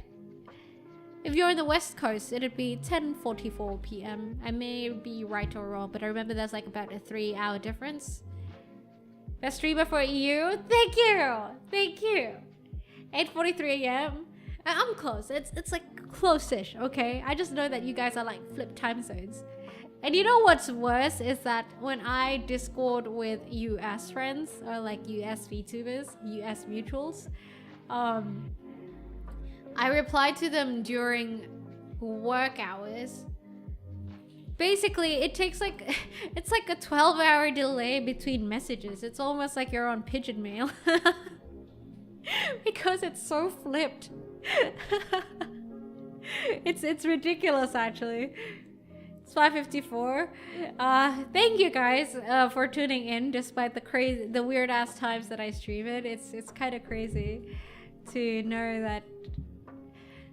Yeah, I'm thankful because like for the longest time, I'm not gonna lie, I've recently actually given up on trying to grow my Twitch. I'm not gonna lie. This is also like part of the reason why I'm trying to, you know, bring more to YouTube on top of like having increased or like expanded brain capacity because I quit one of my jobs. But like one of the reasons I also want to try to get on YouTube more is because my streaming times are fucked up, right? It's horrible, and I just like stopped hoping that people would actually catch me on streams. If they do, then they do, but I literally lost all hope in it, and I'm like, you know what, fuck it. I think I'm more accessible on YouTube. At least on YouTube they don't have to catch me live, right? You guys can watch it at your most convenient time.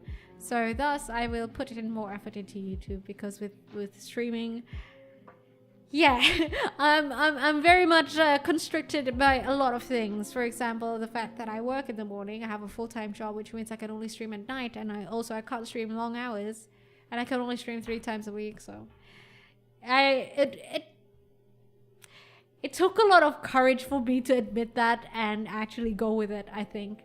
Because I think I've been denying it for the longest time. You're an early bird, what can I say? Thank you. It's good for because I just get out of work. Catching live is pretty fun, I won't lie. Thank you. Oh my god. See, you guys are so kind. I mean, if you guys can catch it live, then that's great. But like, I was like thinking about, oh shit, like how am I supposed to fucking grow if I would stream at these times? Because I know some people who are like me, aka they stream from the Southeast Asian side of the world, but they cater to the non-C market, aka US, for example. They stream at US times. The biggest example is probably Ajon. I don't know if you guys know him, the cartoon VTuber. He was on one of my streams once. The little small guy, you know, the hilarious little guy with blue hair and a cap. He streams at US hours, like in the morning at like 9 a.m. For Southeast Asia, 9 a.m. That's crazy, isn't it? I can't do that. Parky4111, thank you for the follow and welcome to the Deep Blue. Honestly, the one thing I have noticed is you have to either beat an algorithm or find a top-rated VTuber to sponsor one of your bigger content pieces, like a song or big game collab. Yeah, the thing is, I've kind of settled with the fact that I don't really want to rely on anyone when it comes to growth. Is it weird that I'm talking about like streaming growth? I think about it a lot too. But I've settled it like, how would I put it? I've kind of like built my own principles of how I want to grow as a VTuber, right? For example, I don't want to rely on like other VTubers. If I grow, I want it because I have decent or good entertainment value by myself, independently. I am entertaining. And second, that, and it's not because I'm parasocial or because of some how would I put it? I want to grow not because of a girlfriend experience. You know what? Does that make sense? I don't want to grow from sexualizing myself. I guess that makes more sense.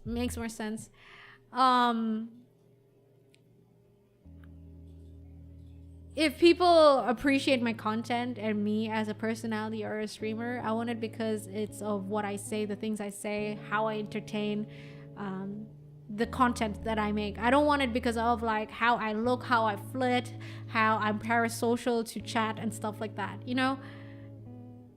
And technically it does make it harder, not gonna lie. Try sharing some clips of you around other Discord. Wait, that's so kind. Thank you. Sharing clips of me is like, it's a very kind thing to do. Strong independent sea fox who needs no help from VTuber. I mean, I try to be like that. Hello, Barry Sherman. You want to grow based on the interesting. Yeah. You want to achieve your potential fame or victory from your own person, from your hard work, and because it's you. Exactly. That's what I want. I don't want it because of like, I mean, sure. I know I love aesthetics, by the way, if you guys haven't noticed. I like looking good and having things pretty. Sure, but I don't want that to be the core of it. I mean, no, that's a lie. I do want it to be part of it because I love aesthetics and I'm not gonna compromise that. But I want it more so because of the entertainment value I provide, the personality, or like, yeah, you guys get it. I don't think I should expand on that further. I did find you through your clips you put on Reddit. Oh, damn. Yeah, from Reddit to stream. As far as I'm concerned, you're already successful for the month I followed you. You always hit your 30 viewer mark every time. 1 or 2 raids later, you hit 50 or 70. I don't even notice this, bro. But I guess that is great, huh? That is growth, I guess. Do all the flirtings. I will do all the flirting to other VTubers for you.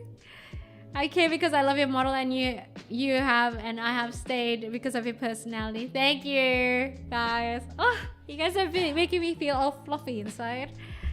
No, but I think Giga has also mentioned this on one of her talks, but I have also done this when I first debuted. I actually wanted to make it, this is gonna sound a bit cringy, but it was in my mind once to brand myself as, I mean I still do, as an Onesan VTuber. Right? Oh my god. It sounds cringy as well. I still do that though, because I do think that that's like the easiest way to describe me in one word. Because I'm not as I don't think I sound as young as a lot of other VTubers, for the better or worse. You know, so that's why I use the word onesan as an easy way to kind of just, vibe check, you know? But back then, I have tried when I first debuted to do the whole flirting thing, because I know objectively it's good for growth. I could not sustain it for more than 2 weeks, and I gave up. But it's not as if I didn't try. I did. That's why I truly respect the people who can keep that up, but I just don't think it's for me. And like the audience that I end up attracting or keeping from that sort of behavior, I don't really vibe with that either.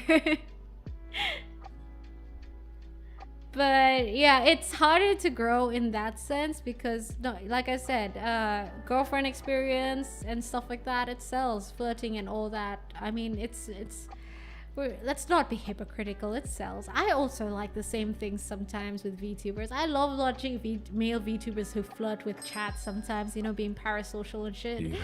So I know what's up. It's just that I can't maintain it, and I've come to accept that, and also the slow growth that comes with it. I saw your Twitter, love your model, love your YouTube videos, and love this first time live stream. Thank you. I'm glad I don't disappoint. Don't sound young. I love your voice. It sounds amazing. Yeah, I don't think that's also like one of the things. I don't think that I give off the vibe of imminent youth and energy. You know, I don't think I give off that vibe. Consistency is key. Most people hit a big number once and they think they made it, but once those numbers decline, they realize how fleeting that success was. Hitting the same number of viewers every time is far more important and more significant. That's true. That's true. Pretty attractive, but a subscriber stayed for her. Oh, you guys. No, but I mean, I think with VTubers, right? I think the two major aspects that people decide to check out a VTuber is definitely voice and aesthetics, right? I think it's mostly true for most people, because I'm like that. You sound early 20s. Really? I sound early 20s? Well, that's good then. That's good. Because I think okay, first, like, what makes someone click or like turn their heads towards a certain VTuber would definitely be their design, their aesthetics and stuff like that, right? And what makes them stay after the first click would be a variety of things. I think one of the most consistent things would probably be voice, because that's what you're going to be listening to for most of the time. And then personality. Because I think even with a good personality, if you don't vibe with the voice or aren't comfortable enough with the voice to stay for long hours, you're not going to stay for long. So voice is definitely there. And I don't think there's particularly any good voice or bad voice. There's only good audio quality or bad audio quality, you know. I don't think anyone's voice is bad. Someone out there will vibe with your voice, you know. It's just a matter of your audio quality. So audio quality is there too. So audio quality and voice, that kind of goes hand in hand on whether, you know, people will stay on a stream or not. And then personality, of course. You can't just pull someone in solely for the voice, you know. It also has to be for the I wouldn't say even personality. I think more so content, because technically it's maybe not your personality. It could just be the way you're making content or how you're streaming, you know. Like, for example, if you do game shows that are entertaining on stream, it's not particularly your personality. Rather, it's your content and your structure. Okay? It's why... That's why I've started doing the #1 C Alley meme. Trying to show immediate support every stream, every time. Yeah, and you guys are very kind for it. It's a huge confidence boost for the streamer. Indeed. I wish my voice was deeper. Dude, nowadays there are many ways to make your voice deeper. Also, I don't know, with voice, sometimes having it deeper or not doesn't even matter, you know? That's not even what makes a voice attractive sometimes. Like, for example, I don't think my voice is that deep. But I don't know, so I don't even know why some people say that I have a mommy voice, because I don't think I do. It's gotten to the point where I've asked my IRL friends, I did non-plural. I've asked my IRL friend who watches VTubers, and I'm like, okay, all of your bias and all you know about me aside, okay, and not to be cringy, do you think I have a mommy voice? And he's like, no. And I'm like, yeah, that's what I thought. And he watches VTubers and stuff, right? He's a huge fan of VTubers. So I'm not sure why people commented like that, because my voice isn't particularly deep. What even constitutes a mommy voice, hey? Is mommy voice just like the opposite of uwu voice? Is that it? It's funny how many VTubers I've seen that have said that they hate their voice until they start streaming. Yeah, that's true. For me, I think it's more like I never really cared about my voice until I started streaming. I didn't realize how important it was to VTubing particularly, I think. I think everyone should...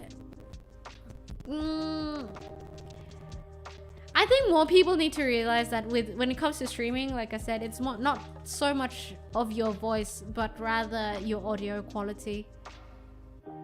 Hit the Onesan more than mommy in your voice. See, what makes it even Onesan? What even makes it that? Flirty, sexually charged, sultry, lower octaves, and drawn out vocals. But you guys said that like I say my words short and stuff, right? The way I enunciate things. Your voice is not deep, it is where you speak from. I do impersonations and a lot of vocal stuff. I can literally feel where people talk from. You're not deep voice or mommy voice. You're just speaking from a different spot in your mouth or throat than most girls. Maybe. But also I feel like, depending on the day, my voice sounds different sometimes. Like the way I speak sounds different. But anyway, let's move.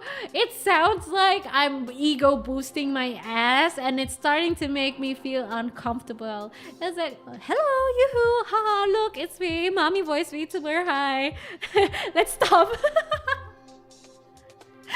Oh my god, I'm cringing. Let me drink some water.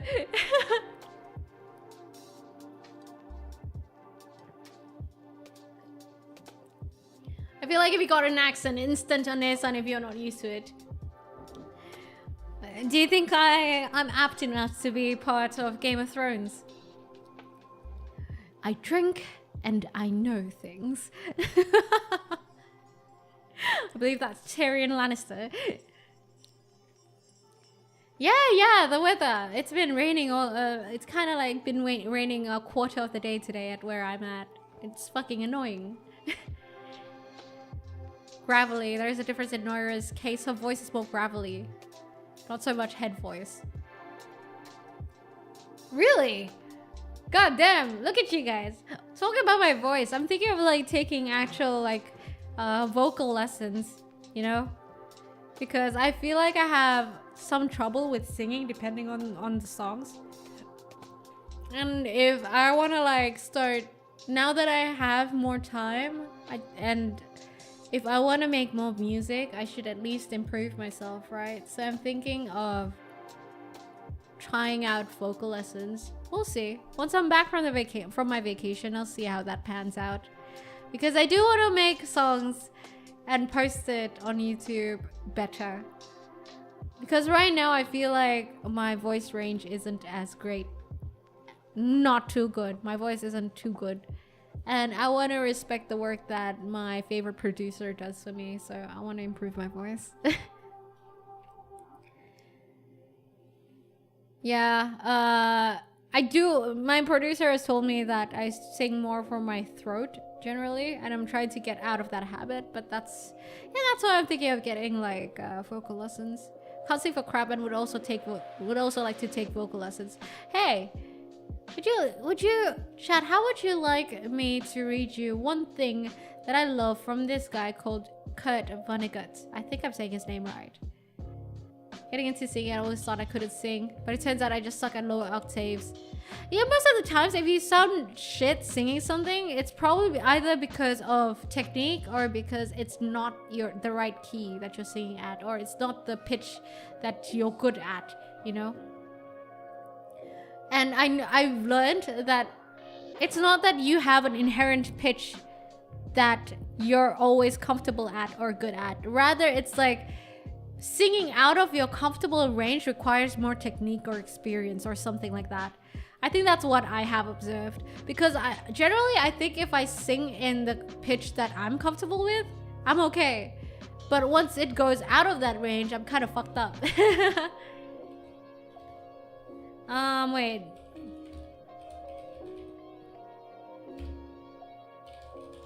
I want to read you guys something.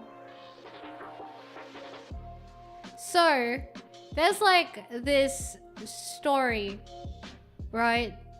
About Kurt Vonnegut. See, I see who was it earlier? Razor, for example. Razor wants to take singing lessons, right?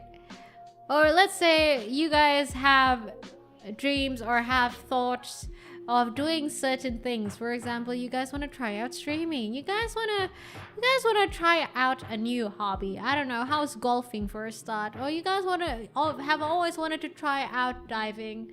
Or you guys have always wanted to try writing a book. Or maybe writing poems even. Or drawing, right? You mean, I mean, like, you guys have thoughts of doing certain things, but you're afraid of the commitment, afraid of not being good at it, afraid it's all for nothing, those sort of things, okay? So apparently, way back when, some kid wrote a letter to Kurt Vonnegut, right? Asking about life advice. And he says, he replies with this: I thank you for your friendly letters. You sure know how to cheer up an old geezer. Geezer. He's 84 years old at the time of this writing. This was November 5, 2006. In his sunset years. I don't make public appearances anymore because I now resemble nothing so much as an iguana. What I had to say to you, moreover, would not take long. To wit, practice any art, music, singing, dancing, acting, drawing, painting, sculpting, poetry, fiction, essays, reportage, no matter how well or badly, not to get money and fame, but to experience becoming, to find out what's inside you, to make your soul grow. Seriously, I mean, starting right now, do art and do it for the rest of your lives. Draw a funny or nice picture of Miss Lockwood and give it to her. Miss Lockwood is a teacher, by the way. Dance home after school and sing in the shower and on and on. Make a face in your mashed potatoes. Pretend you're Count Dracula. Here's an assignment for tonight, and I hope Miss Lockwood will flunk you if you don't do it. Write a 6-line poem about anything, but rhymed. No fair tennis without a net. Make it as good as you possibly can, but don't tell anyone what you're doing. Don't show it or recite it to anybody, not even your girlfriend or your parents or whatever. Or Miss Lockwood, okay? Tear it up into teeny weeny pieces and discard them into widely separated trash receptacles. You will find that you have already been gloriously rewarded for your poem. You have experienced becoming, learned a lot more about what's inside you, and you have made your soul grow. God bless you all. Kurt Vonnegut.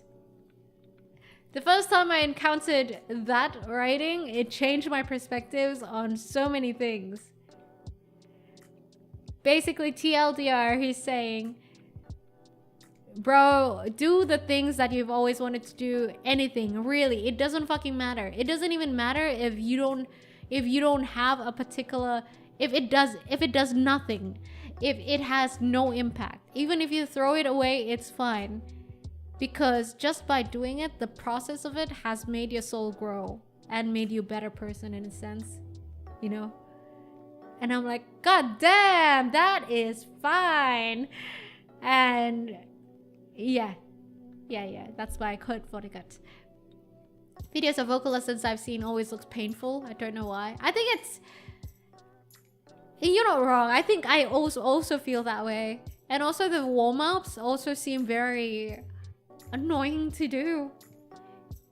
But we'll see. When I get a vocal teacher, hopefully I get to learn a thing or two and change that perspective. Make a train whistle toot, then you feel the muscles and can feel air go through your nose and nasal passage. Wait, do you do vocal training, Napa? To multimedia and drawing pad? Yeah! Been doing that sort of singing, bought a cheap e-piano to learn an instrument, steadily be pushing my skills as a miniature painter. I'm gonna get a new job. Yeah. I do think that you should do whatever you feel like doing, even if there's no means to an end. Wait, that doesn't make sense. You should do whatever you want to do, even if you don't think that it produces anything in particular or results in anything in particular. It's okay. It's the process that matters. The process itself, without getting into the end destination, also helps you grow. And I think that's what a lot of people forget as well. They don't want to try learning the guitar because they think they're never going to become good anyway. So what? So what? Even if you don't become good, just the process of learning the guitar already helps you grow in a certain way. It's Alegna, thank you for the follow, and welcome to the Deep Blue. You know? And I think a lot of people forget that. The joy of learning things, or the joy of improving yourself, even if it doesn't produce certain results or expected results. And I think that's something that I come back to this every once in a while to remind myself that, because especially, like I said, when I was like working those 2 jobs, I was very uninspired and everything like that. I refused doing a lot of things because I always thought, oh, I'm busy, I don't have the time for this, I don't have the capacity of this, there's no point in starting this, man, I'm never gonna finish it and stuff like that. And then I always come back to this, you know. That's why I did like songwriting and stuff like that. When I did have a break, I started becoming very excited for a lot of small things in life. Hobbies are great once you are able to let go of any anxiety from starting it. Exactly. You need to remember to enjoy the process. Don't get frustrated over it. Take life less seriously. Not everything is high stakes. Not everything is black and white, you know? Things become a lot more enjoyable once you realize that fucking it up isn't that bad. Or the results of fucking it up is not that serious, you know? Once you take life less seriously, it becomes very much more enjoyable. See, that's something I want to write for my video essay. That's something I want to write maybe for next month. We'll see. Because it's something that I learned from one of my exes.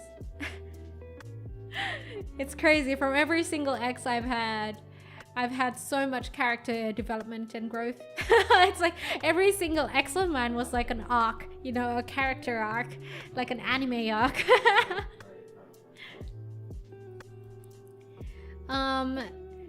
Everyone else, family and peers, is always pressuring me to get into one thing, especially career, and just grind it out till I die. After years of failure, I've accepted that I'm just not cut out for that kind of lifestyle. I was in that phase too, where all that mattered to me was succeeding in life, and my definition of succeeding in life and the peers around me's people around me's definition of succeeding in life is becoming rich and successful in career and shit like that, you know? And that was kind of indoctrinated into me as I grew up. And thankfully that curse was broken. Oh my fucking god. I would have led a very miserable life if not.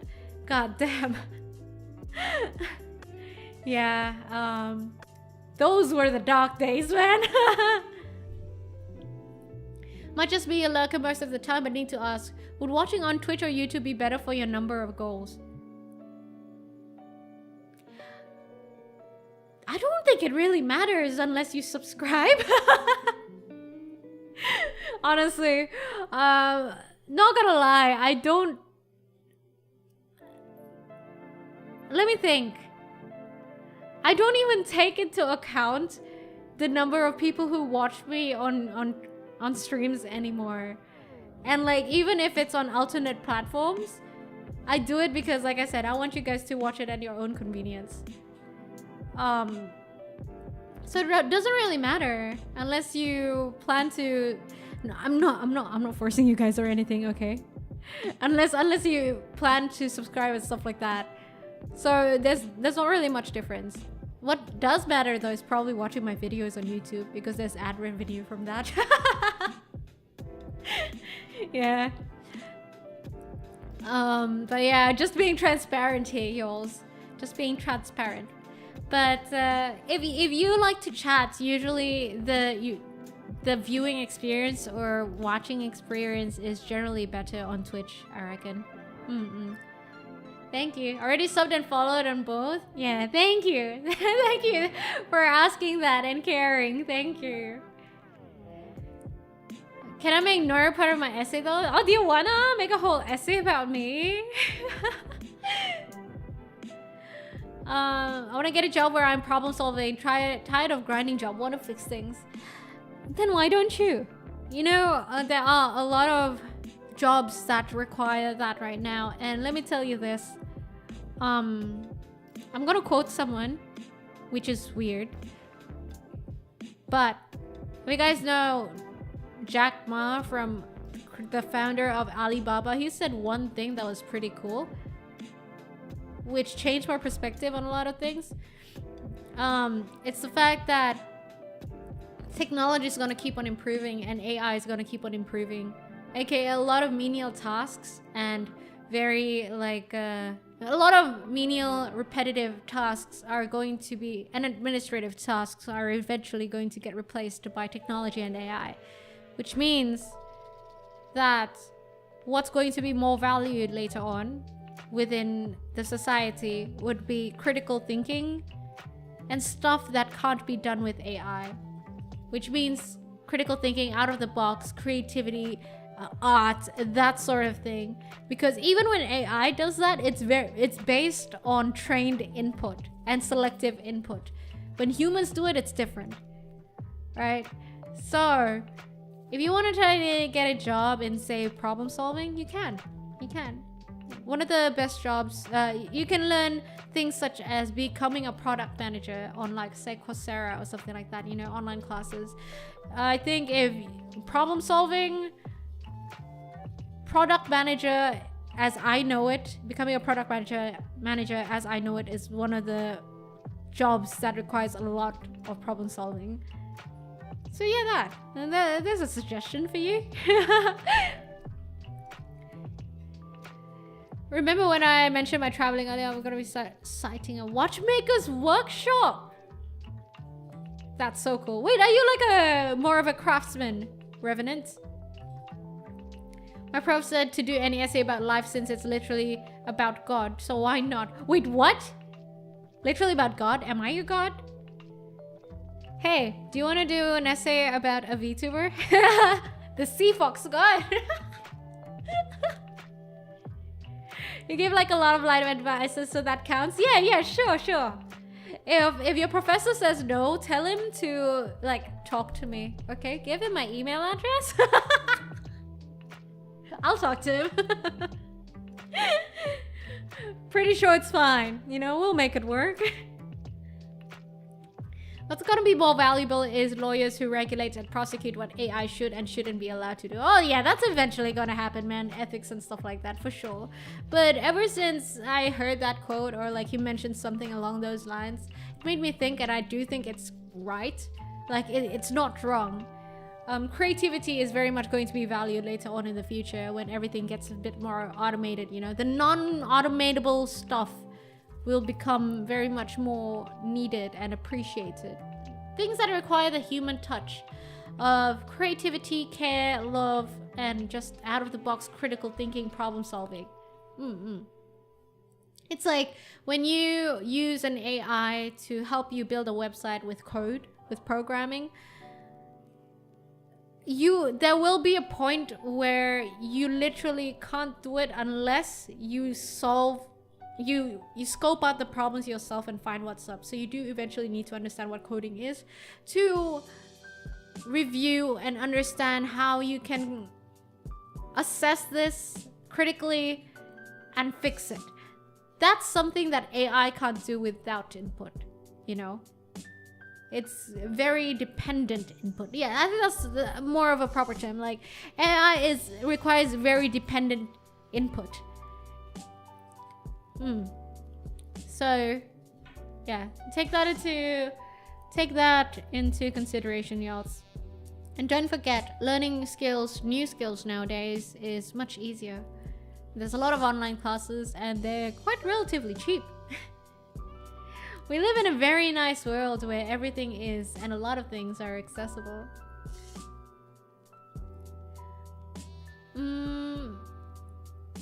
Since I've started my model kit hobby, I've definitely felt like I have a talent for that sort of thing. And that's fair. I feel like I feel like I do really badly in craftsmanship.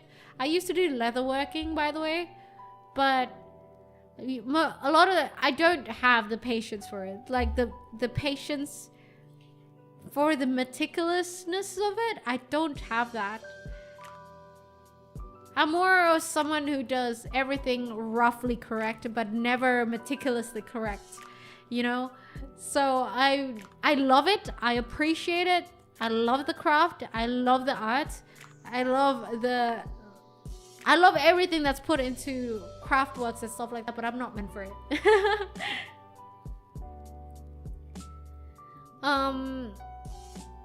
Because putting things together using adhesives. Yeah, watchmaker. Watchmaker is crazy, bro. I recently found out there's this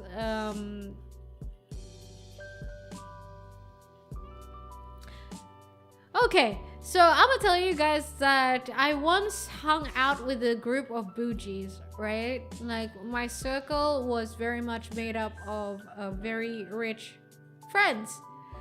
And they have crazy watches, like Patek Philippe, Panerais, Rolexes, easy. Rolexes, they didn't even use Rolexes because apparently that was like too entry level for them, you know? Audemars Piguet. And nowadays I see them wearing Apple watches. Holy shit, the only time they wear those watches is when there's a formal event, but like they don't even wear those watches anymore. But watches are crazy, man. They're like, you know how women have branded bags like Hermes and stuff like that? For guys, it's watches. And I understand why. The craftsmanship behind it is crazy. But I also find it crazy that people would wear $100K items on their body on a daily basis. I don't think if I had a 100,000K item on my body, I don't think I would take a single step. I don't think I would have the confidence to move around. It's so much money. It's crazy. I know I've seen how obsessive people are to the monetary value of things. Yeah, that too. Like, the thing is, I feel like even if I had all the money in the world and I had like unlimited money, I don't think I would buy those things. And I've never been able to make sense of those people who splurge on cars like that. But probably, it's probably because like, I guess we appreciate different things. Maybe if you grow up in that sort of lifestyle, you would assume that, oh yeah, to be happy, I should buy these things. And then to buy it only to realize that it doesn't fill them with joy. You know, because at the end of the day, what was supposed to make them happy wasn't the right item, and they haven't gone through the journey of finding out what makes them happy. You know? I remember there was like, my friend told me about this TikTok guy, right? Who was like mad rich. And he was complaining about how he had all these luxury items but felt so empty, and my friends were shitting on him for good reason, right?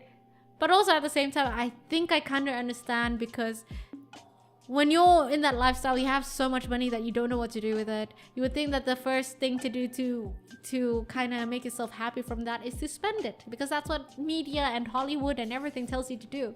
You have money, you spend it, buy a nice car, you'll be happy. And then once you realize that it doesn't make you happy, you suddenly think that something's wrong with you. When really, no, it's not that something's wrong with you. It's more like you just haven't gone through the journey of finding out what makes you happy. Because sure,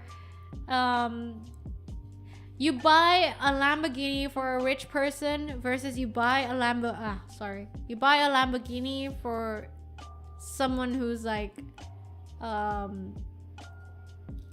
normal income, right?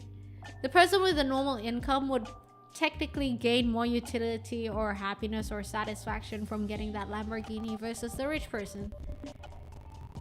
It's just an interesting observation, and I know like a lot of people what I've noticed is that there's like a lot of hate towards rich people or like millionaires or people who have money, because most of the times it's like, bro, you got money, why the fuck are you making things so problematic? Just eat your money or something. It feels like there's that sort of mentality going on, right? Don't you guys reckon? When really, even when you have a lot of money, you can still have problems, just not money problems. You can still get depressed and shit, even with money, you know? It's just they went through a different journey through life. And I guess a lot of people can't relate to that. Like, I wanted a sports or muscle car, so I get a brand new car, but chose the sport Accord because it's still a practical car. So a healthy balance of getting my nice sports car, but it's also a really good sedan. That's what I want to do. I recently got an electric car. It's really nice. Any of you guys use EVs? They're very nice. For my midlife crisis to hit, can you believe it that sometimes it doesn't even take for a midlife crisis to hit? Sometimes it can be a quarter life crisis. A lot of my friends have been going through that, a quarter life crisis. Maybe my quarter life crisis was me having to quit one of my jobs earlier. So technically, maybe I've gotten through my quarter life crisis. Wait, why are you guys speaking a myriad of languages in chat? My midlife crisis hit at 27. That's a quarter life crisis, bro. I remember one of my friends actually hitting quarter life crisis and just dropping everything and moving to a tropical island. And I'm like, that's a fucking mood. My therapist told me it's common to have a crisis at 26, 28, 40, 43, and 60, 65. Why exactly those numbers? Why? You guys are learning? Okay, that's fair. No. Learn new languages. Learning new languages is also nice. Every 18 to 20 years. I think it's within those years. I think my assumption is that because it's within those years that you have made yourself comfortable. Every time that you have a quarter life crisis or something is because you've been too comfortable, usually, most of the times. You've been too comfortable to the fact that you sell your soul to it, pretty much. That's why those crises happen. I recently saw a Reddit post, about this guy who makes like 1.5 million a year, dollars, and he said he hates his job. And he dreads going to it every day, and he's like, am I crazy for wanting to quit my job, but like I have to think about my family who's kind of used to the spending and yada yada yada. And a lot of people were also kind of like shitting on him as well, and he's like, are you crazy, blah blah blah blah blah, you know. I mean, like, some people were like a bit more objective. It's like, look, if you want to quit, sure, but you gotta think about what's gonna happen when you quit, because that means you have to change your lifestyle and stuff like that. And I'm here and I'm like, bro, some people just can't take it anymore, selling their soul to capitalism, to the needs of capitalism. And the fact that they're shackled down by so many IRL obligations, like for example, that guy was shackled down by the fact that they have a kid who goes to a private school right now, having a family, and that, you know, that means the kid, maybe once he quits his job, the kid probably has to go to a public school instead. There are so many dependencies, and I think those are like the stresses towards / life crises. Those dependencies, comfort, and slowly shackling yourself down to these dependencies, which is kind of inevitable if you think about it. I think it's bound to happen. I can't say much because, well, I'm not really shackled down much right now, so I can't say much, but I hope I'll be able to deal with it decently when it comes to it.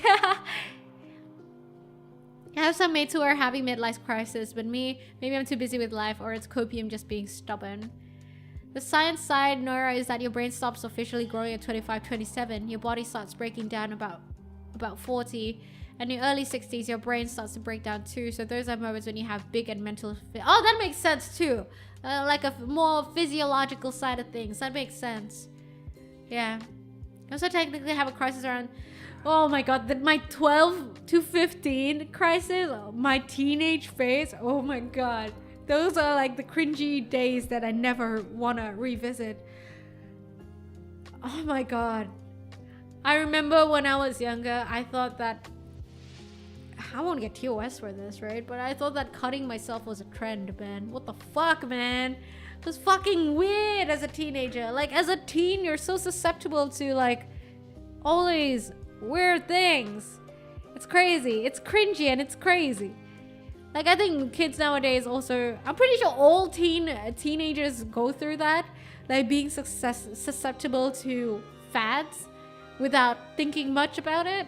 Oh my god, I went through so many cringy fads. Ugh.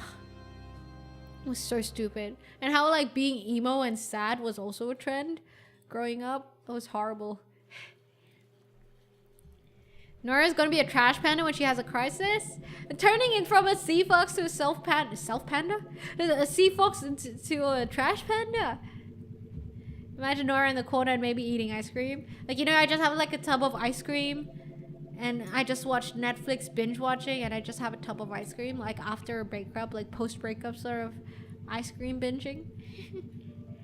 Self-love, it is not crazy or cringy. It was learning yourself. You need to be more compassionate about your past self. It's hard to be compassionate about my past self, man. It's just very cringy. I mean, I'm not...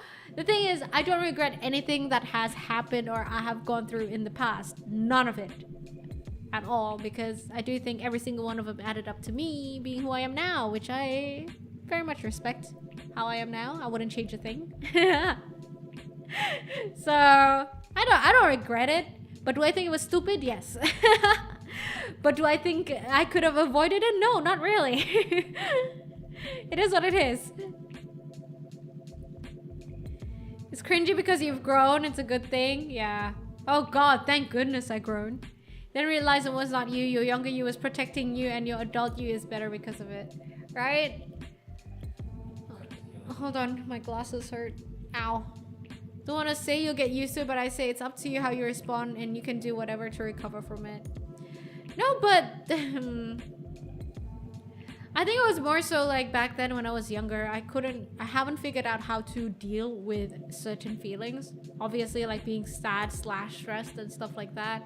And I reached for like the closest thing that was around me, which was that fad of being emo. It was weird. And then my outlet turned to smoking and drinking. Which, by the way, I have... You know what's funny? Ever since I quit that job, I haven't even drank. I haven't even smoked. I have literally quit smoking. The last time I smoked was when I said that...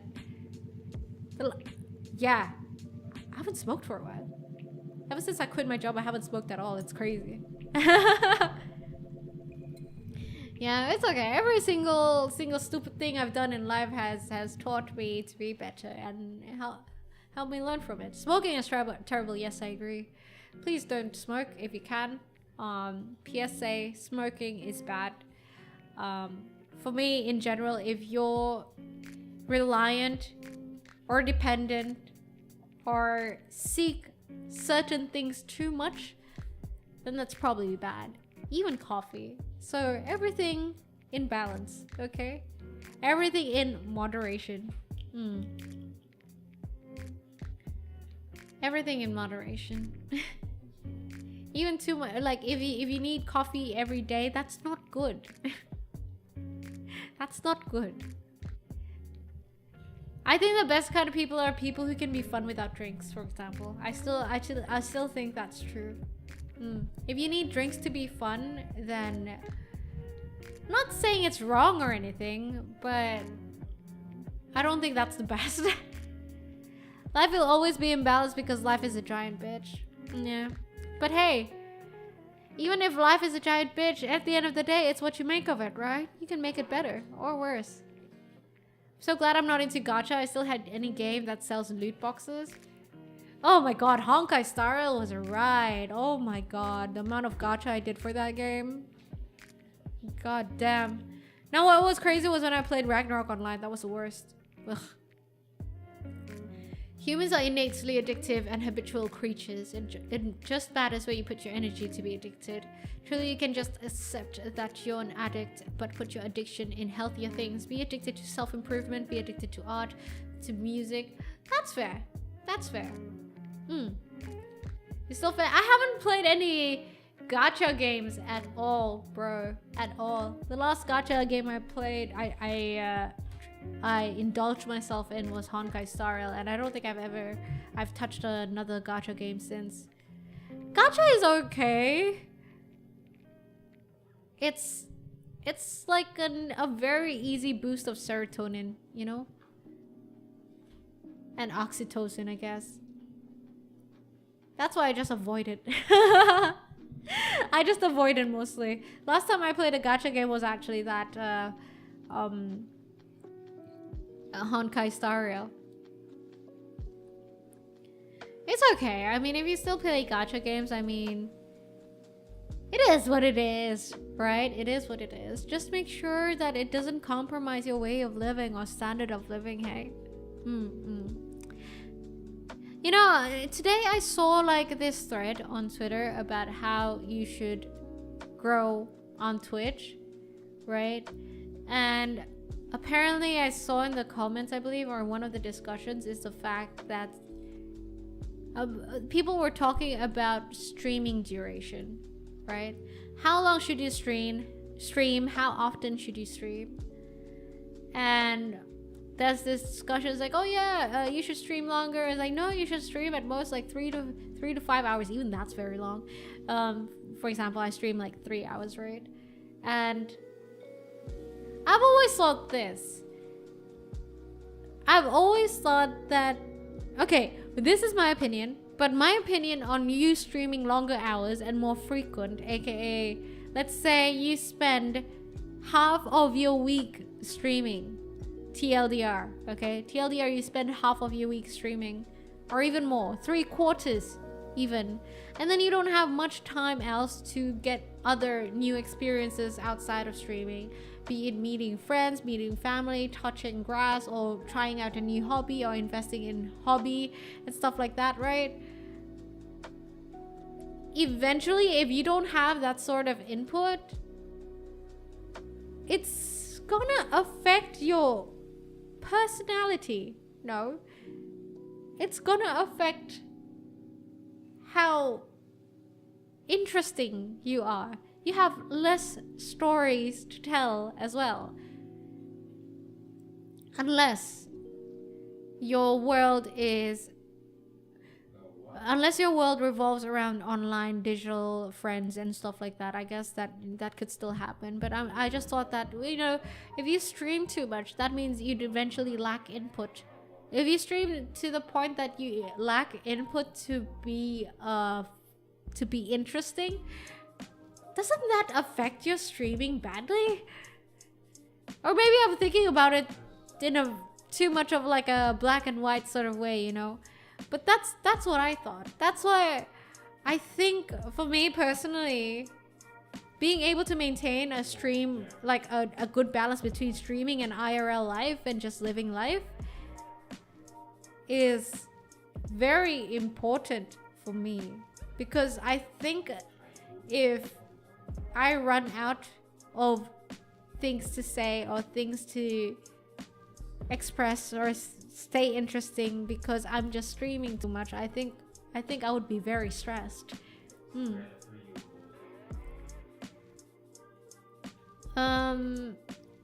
Locking myself out using CC or anything except needs. Going to be slowly turning my spending addiction into meditation and art. Hey, look at you. Yes, Noira's opinion is wrong, yes. Play games for 14 hours a day. Do not let it get to you. Do no friends around me allow me to hang out without expending social energy. That is why I prefer it, but I still try to hang out with IRL friends. Noira, the right amount of stream is to how long can I pay attention to chat, game, and other things at once. Once your concentration and mental focus takes a dip, it's time to stop. That is true. Yeah, but also, I think if you're thinking about it from like an objectively... If you think about it from like an objective standpoint, aka how much entertainment value does that many hours of stream provide? I think it's more like you'd be more entertaining if you had more time to spend out of stream. Does that make sense?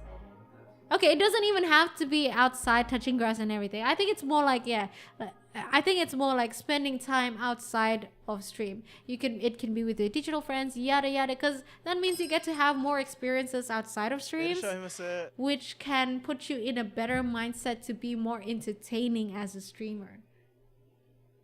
And just a small thought I had. I don't even know if it's right or wrong, but that was like, that's what I thought. What do you guys think?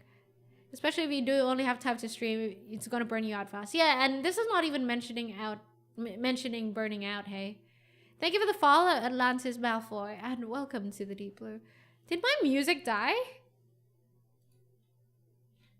Hello? It's so quiet. There we go.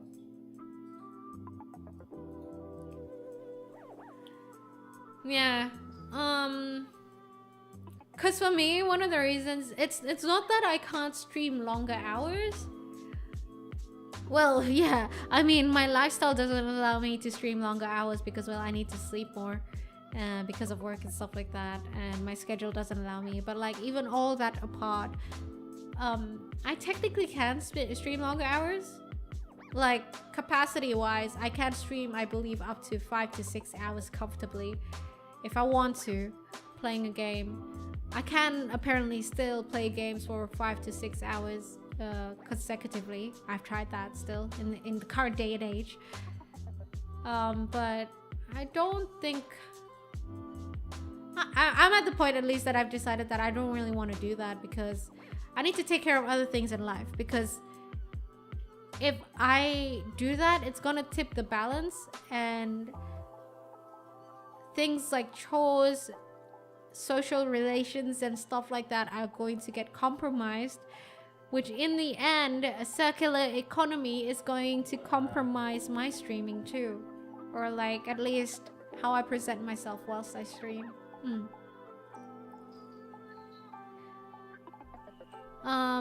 Stream as much as you can and want. A good balance. As much as you can and want. That depends from person to person though. So I can agree to your opinion. Try to be different will just slap you in the face since it will affect you. Yeah, basically, just like how work-life balance is, I think more people need to pay attention to stream-life balance. If your streaming starts affecting your IRL badly, it's time to rethink things, I think. Because, I mean, for example, if you stream so much that you can't even take care of yourself or have a well-maintained lifestyle, that's probably bad. It's the same conundrum with work-life balance, so it's not like a new thing, I think. I think it's with anything in life, actually, now that I think about it. Basically, it's a balance over everything. Because there are some essentials in life that you need, like the, you know, the minimum viables. Like the minimum benchmarks that you have to meet to live a decent life. This would mean like, okay, eating, let's say 2 to 3 meals a day. Okay, contacting your friends maybe every once in a while. Having a balanced diet, these sort of things, you know. Maslow's hierarchy of needs. Let's go into psychology again. Basically, meet your basic needs first. Yeah. And then you can do, and then make sure your basic needs are catered to. I guess that's where I'm going at. Don't do streaming or work or whatever it is to the point that your basic needs starts getting fucked up. Then that's a problem, truly. Noira streams for 5 hours, that eats into her 2 hours of simping over 2D man. Don't call me out like that. God damn. Do you have like CCTV at where I live or something? Fuck. Stop me by before I go to sleep. Yeah, thanks, the most honorable, for dropping by. But yeah, that was quite a rant. But it's good. Sometimes I say things to you guys and I learn new things because it sounds different when I say it out loud. And I'm like, wait, and then I observe new things from saying it out loud. You guys ever notice that? Sometimes the things in your mind, when they're just in your mind versus when you say it out loud, it's quite different. Thank you for the hydrate. Micro factory job, because it's all about dedicated focus. Yeah, props to you that you could do that shit. I don't think I could. Hi, Octavius.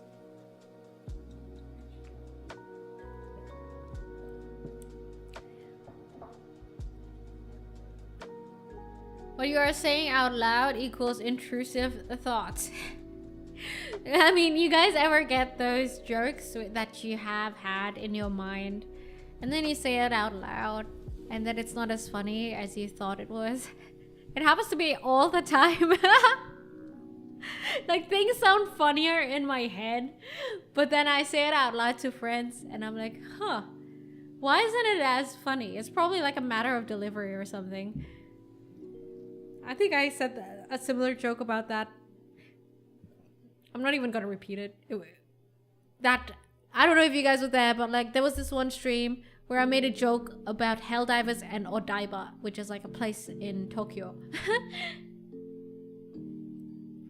You'll be lucky if your joke is actually funny. A rare chance, honestly. Yeah, tell me about it. The thing is, like, right? One thing I realized too late is that sometimes I have great jokes and I have funny shit, but sometimes the delivery is all wrong, man. Because sometimes I'm trying way too fucking hard to not laugh. Or sometimes I'm just laughing too much before I even tell the joke. It fucks everything up, bro. I remember a while ago I made a SH joke and all my friends went, "Oh, dude, are you okay? Do you need a hug?" And I just clicked. Yeah, oh my god, self-deprecating jokes are also like one of those jokes that, you know, often it's funny in your head, but when you say it out loud, it truly isn't as funny. Still think they're funny and nobody laughs. Not my fault, my friends have no sense of humor. Yeah. Whatever floats your boat. Man, I guess you just need a new set of friends, Rev. Right? Dad jokes are dad jokes for a reason. But I love dad jokes. But dad jokes are better when you're observing as a third person versus the one receiving it. I love dark humor too, and my friends sometimes go, "You cross the line," and I'm laughing so hard and cannot stop and then feel so bad. I also have friends like that. That's also like, sometimes I find some dark jokes funny, but I feel like I shouldn't laugh at it.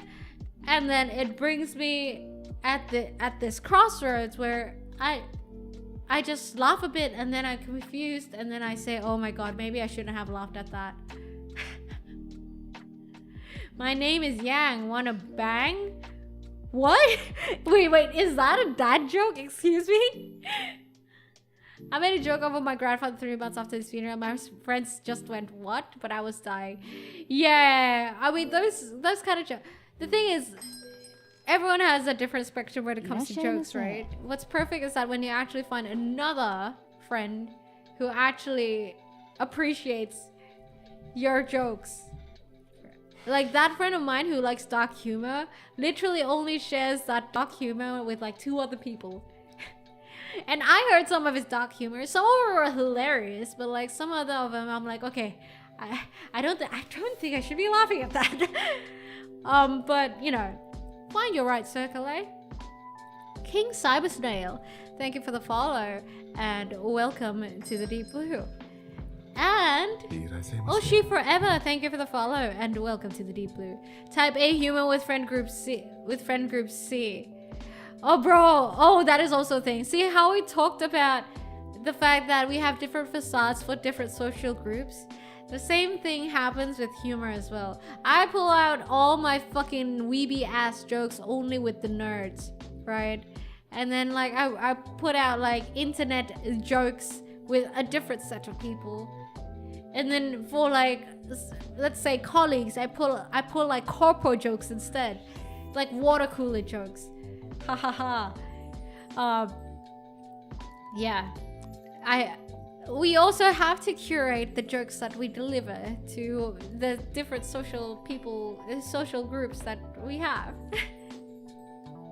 So excited we're finally catching a thing. Well, I'm excited for you to actually be able to be here and catch a stream. I hope I don't disappoint.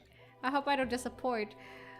for you guys who just got here or maybe weren't part of the start of the stream, I am actually going away for like about 2 to 3 weeks. However, that means I will not be streaming. I may stream, but I haven't decided on when. And if I'm gone, and when I'm gone, just carry on. Don't mourn, rejoice every time you hear the sound of my voice. I'm sorry, I went Eminem. When I'm gone and you miss me, don't forget that YouTube is there. And I post content everywhere. So I promise you guys 3 YouTube videos per week and 2 shorts per week. If you guys want to get notified for that, be sure to join Discord. It's pinned on Twitch.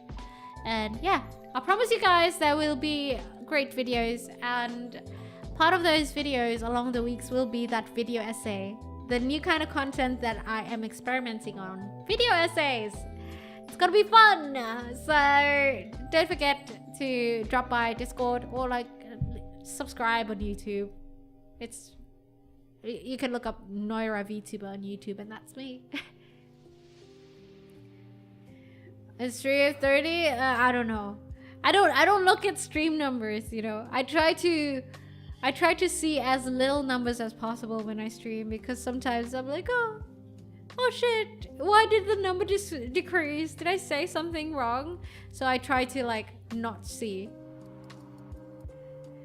But yeah, I will be leaving for a while. If you miss me, you can find me on YouTube. Yeah. I'm excited. And I mean, come on. I'm pretty sure none of you guys have watched like all my YouTube videos, right? So,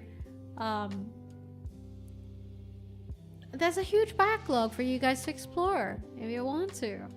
You know, if you miss me whilst I'm gone, there's a huge backlog.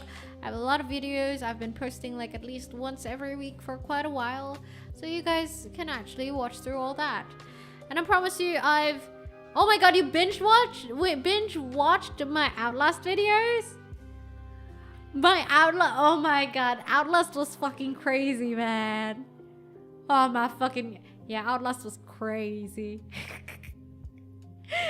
Yeah, there are some VODs as well on YouTube. I believe there's like Assassin's Creed VODs, and yes, also Outlast.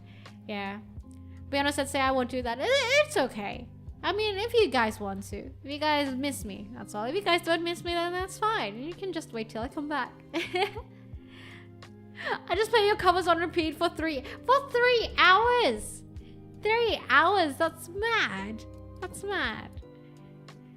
Playing about 4-day streak the moment you're back to streaming. That's cool. Because I know like some people... Wait, I have a question. Do any of you guys exclusively only watch streams? Like you guys don't watch videos on YouTube?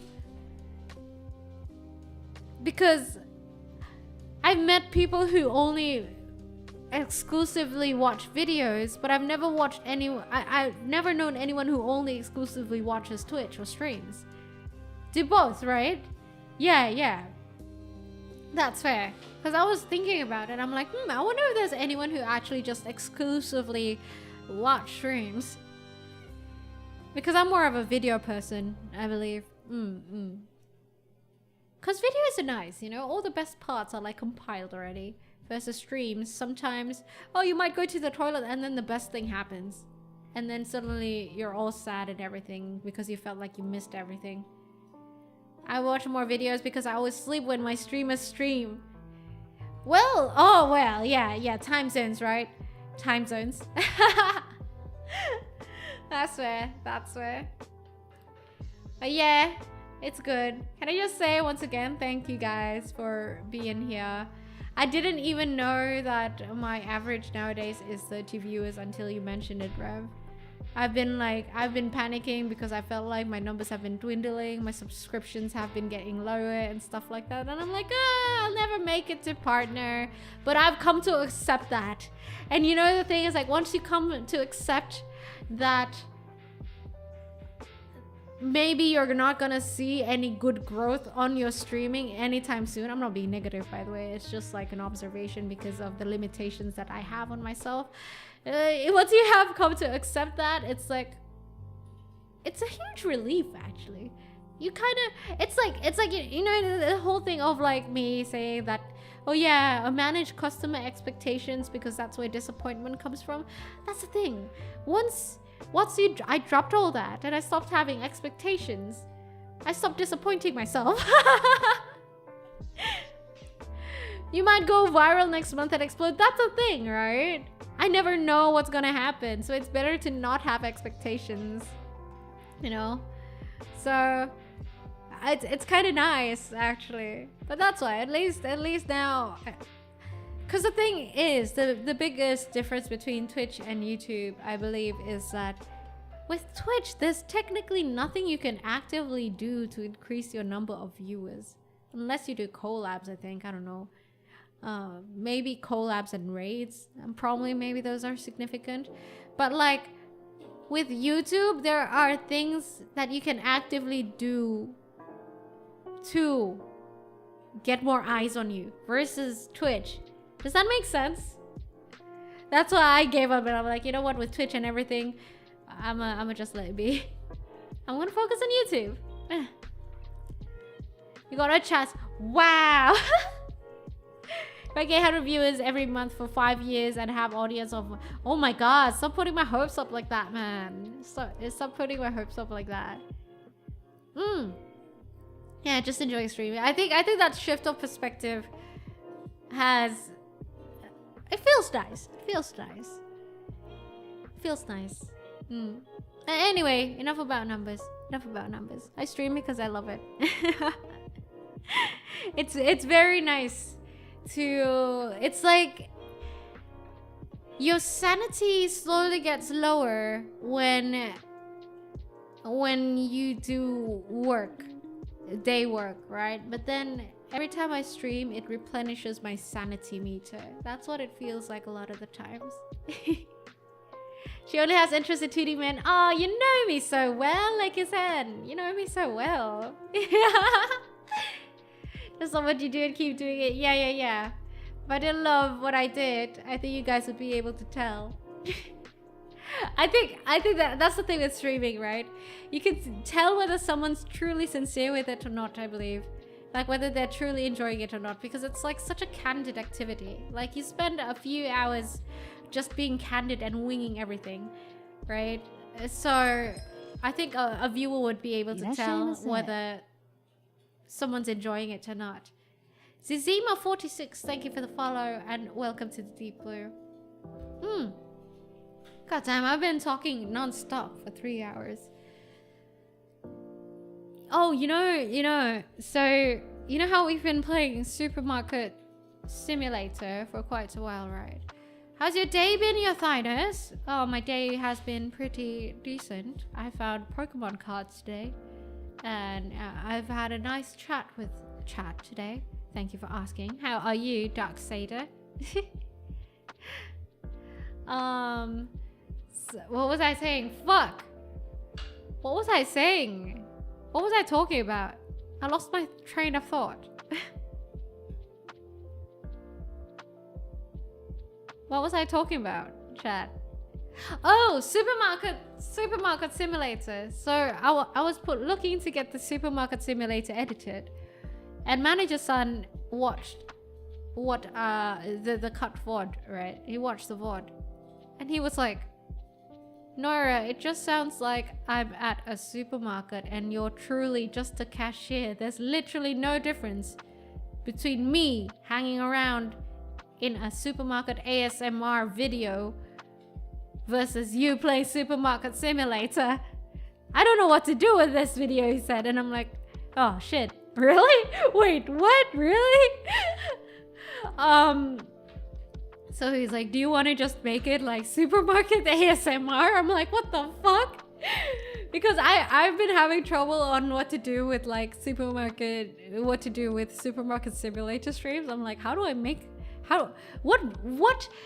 in what structure should I make this into a YouTube video? I don't know. I have no idea. But I find it so funny that manager-san just said that it sounded like I'm working at a supermarket and that's it. Supermarket ASMR, yeah. It's like, it's not girlfriend experience, it's retail worker experience. So it's like it's like GFE, but it's like retail worker experience. RWE. Super, yeah, he said that it's like listening to someone who's working at a supermarket but like gets angry at customers every once in a while and also gets angry at inventory. It sounds surreal, doesn't it? Yeah, the game's super fun though. Supermarket Simulator, I love it. You need to give yourself silly goals while in game. Have chat decide things like can only I would fucking die, bro. Do you see how much trouble I have already with the game at default? That's a good idea. I already have like enough trouble with boxes and just arranging things onto racks, bro. Yeah, retail worker ASMR. You can literally put the Drake meme there. It's like, girlfriend ASMR? Nah. Retail worker ASMR, pointing to it. Now she should play with $1. Yeah, I have a rack problem. I have a rack problem. Okay, enough.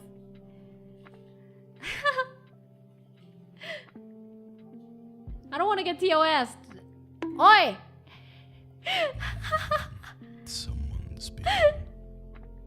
I don't want to get TOS. Oh my god, I'm sorry, Twitch. I was just making a joke. Wait, I think I'm too zoomed in now. Got you wide awake. Wow. Well, that's good. Did it work better than coffee? I'm glad it worked better than coffee. I'm glad it worked. It served a wake-up call. But anyway, we do have to call it a day, guys. So don't forget. Yeah, I'll be gone for a tad while. But whilst I'm gone, don't forget that YouTube is there. Best way to get notifications for all my content is via Discord, and it's currently pinned on Twitch. If you're not on Twitch, you can check it in the description. But hopefully you guys had a nice time chilling with and chatting. We talked about a lot of things. I don't even know what the fuck we talked about. We talked about a whole bunch of things from Spectrum A to Spectrum Z, right? We talked about so much. But I hope you guys enjoyed it. I hope it felt like a podcast to you guys. Thank you. If you guys like the stream, I'd appreciate it if you drop a follow, or if you're on Twitch, or subscribe if you're on YouTube. And if you guys want to get notified, like I said, Discord is your best bet, and I promise you, you won't get spammed. If this is your first time watching me live on stream, I hope I did not disappoint. And thank you for checking me out, be it from Twitch, Reddit, Twitter. I really do appreciate it if you guys took the effort to actually click this and the link, you know, find me on Twitch and or like whatever platform you're watching on, and deciding to stay or even look or even pass by. I truly appreciate it. Thank you guys. And my socials, best place to find me on a daily casual sort of basis is probably on Twitter. So if you would look over here on the bottom left of the screen, you would see @itsnoira. That's my handle on Twitter. And no, I will not call it X. Now let me find someone to rate. Thank you guys. Today has been mad fun. I really always enjoy just chatting stream with y'all. Who's a good girl? I don't enjoy all the games you stream, but I always enjoy your personality, community engagements. Why, thank you. Thank you. It's okay. Not all games is for everyone, right? Everyone got preferences. And thank you for the head rub. Yeah. Let me raid.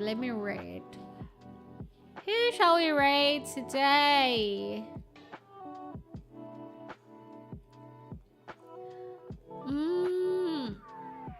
Let me think. Let us raid. Oh my god, Lulu is playing Dragon's Dogma 2. Okay, we gotta raid into Lulu. Oh my god, even I really want to play Dragon's Dogma, but the game's so fucking expensive, bro. I actually really want to play Dragon's Dogma, but it's like, what? $90?